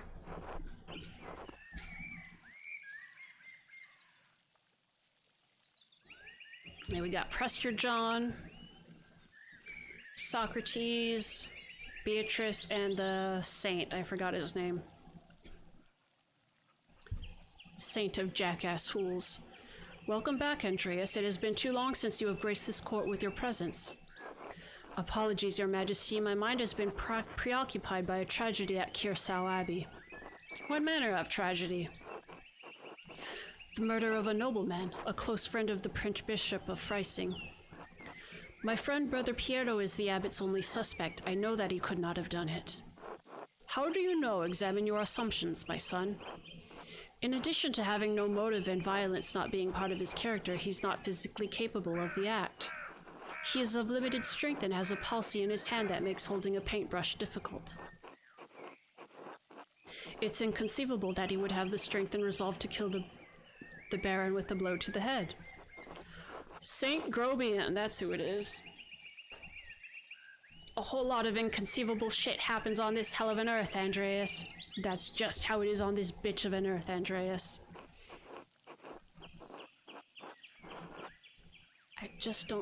I do not deny that it is possible, but I believe it is extremely improbable. So what do you intend to do about it? Well, I assume it's Beatrice from the Divine Comedy. It might be a different one, though. When I'm brought before the Archdeacon, I'll tell him what I know about other people who had motives to kill the Baron.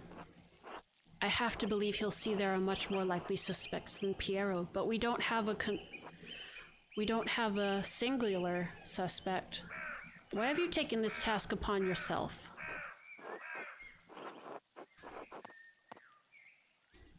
I don't particularly care about the Abbey. I do care about Piero's life, and I do care about finding the real killer.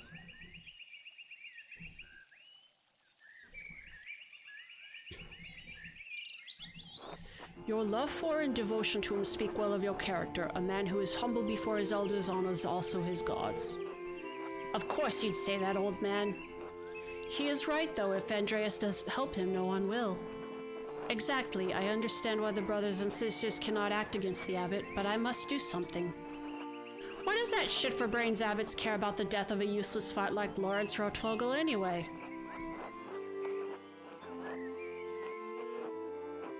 Powerful people get upset when other powerful people are murdered. This could threaten the existence of the Abbey. Oh no, the Abbey! Who gives a damn about those hypocritical assholes? In any case, Andreas' ability to prevent Piero's death depends on the judgment of the Archdeacon. Wise or foolish, corrupt or just, the Archdeacon will be the first and possibly final arbiter of Piero's guilt. Andreas must win the Archdeacon to his side using the tools favored by men such as him.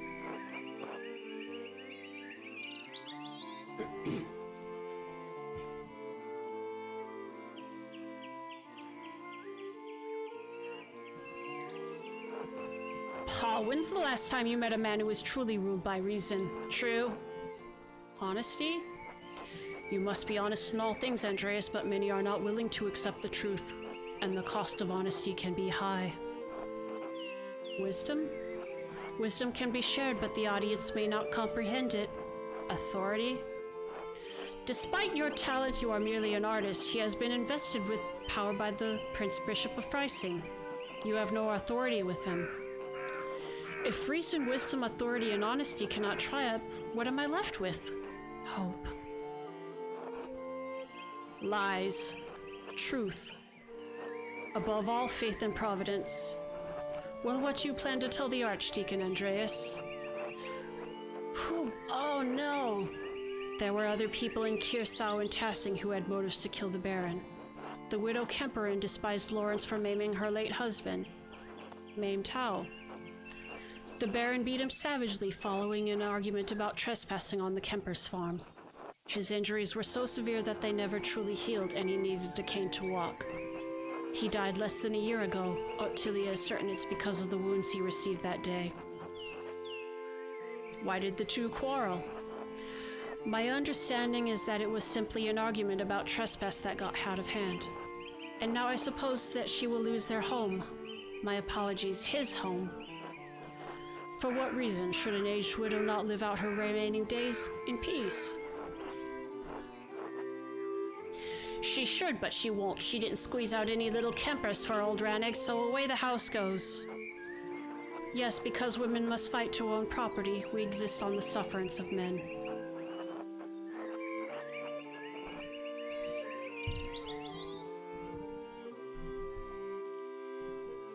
I mean, that's the there's the should and the reality. I don't want to be logical. It's easy to understand her anger. Good, perhaps if more men understood our just anger, the laws would change. A good man does not sit idly by while injustice flourishes around it. What the hell is a half-trained artist with half a university degree going to do against the might of the Holy Roman Empire, idiots? You have established a motive for the widow, Andreas, but there is another matter that requires inquiry. While women and men are equal in most natures, women are weaker in strength. How could a woman of Ottilia's age overpower a healthy man like the Baron? I wondered that myself. Have you found anything that she could have used to kill the Baron? No, not yet. If you wish to convince the Archdeacon that an old woman killed the Baron, you will need more than just a motive. Are there any others you suspect? Prior Ferric feared the Baron would report his occult interest to inquisitors. How so? Prior Ferric and the Baron shared a fascination with the occult texts. The Baron was pressuring the Prior into performing a ritual for him while he was visiting Kirsau. When Ferric refused, the Baron threatened to turn him into the Inquisition. How did you come by this knowledge? I found written evidence, a letter from Ferric to the Baron in which he discusses all of these matters. It is a dangerous thing, a monk dabbling in the occult. His very soul could be in danger.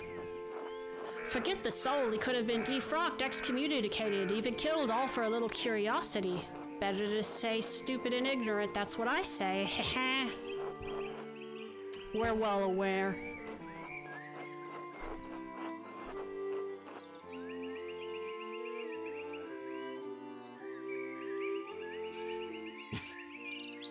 I mean, most of them probably are harmless nonsense. That is not the position of the Church, who view these matters suspiciously in the best of circumstances. Prior Ferric feared loss of his status, his life, and even God's grace. Men have killed for less. How might the Prior have accomplished the deed? I am not certain. I haven't found anything that I think he could have used as a weapon. It will be a challenge to convince the Archdeacon that a Prior committed a murder this foul. If you mean to suggest that Ferric is a suspect, you must find a weapon to convince the Archdeacon. Are there any others you suspect? You sure? Like no Sister Matilda? You have brought a worthy mystery before this court, Andreas. I pray to God we have granted you the insight you need to face the coming challenge. Thank you, Your Majesty. I am prepared to meet the day. I don't think we are. Before you go, Andreas, there is one more thing to consider. You will be summoned to the Archdeacon to tell him what you know, but you need not tell him everything. I think I understand. There is a place for a noble life. This is not one of them. Why? The Baron is dead. All of the people with the motive to kill him suffered, either directly or indirectly, from his wickedness. Simply mentioning a name to the Archdeacon may endanger them, whether they had anything to do with the murder or not. Right, no point throwing everyone waist deep into shit, haha. I protest any attempt at deception, but you must ultimately follow your own conscience, Andreas. Little time remains before you must stand before the Archdeacon. Use it wisely. I must. Until we meet again, Andreas, God be with you. And also with you, Your Majesty.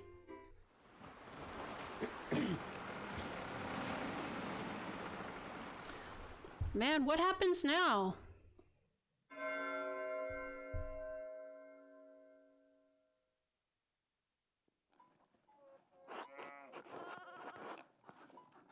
I should find somebody to eat with.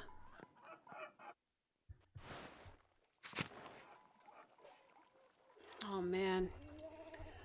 I have been going for more than 3 hours and my throat hurts a little bit, not as badly as the first day I streamed, so that's good. But it's late here, I need to get something to eat. What I'm probably going to do is once I finish my errands tomorrow, is I will start streaming earlier and see if we can finish this, go longer. I'm wondering if there's more to investigate, or if this is like a different playthroughs thing where you can choose to interrogate different people. But yeah, I think this is where I leave off. I feel satisfied that I probably did not get caught at the library, so yeah. Oh boy, oh boy, oh boy, oh boy. Alright, there's a few of you here, so who is streaming right now? Who can we raid?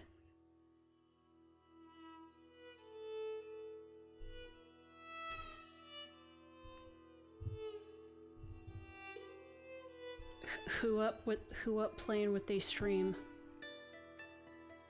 Alright, refresh. Let me see.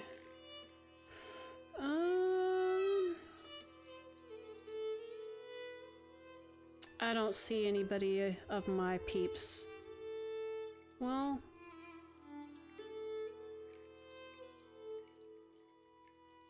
actually, there's somebody. You can check them out. I've watched a little bit of them, but not a lot. They're Retro Gamer Depths VT. So we'll go and raid them, and I hope you all have a good night. Thank you for watching. Thank you for keeping me company. This has been really fun and interesting.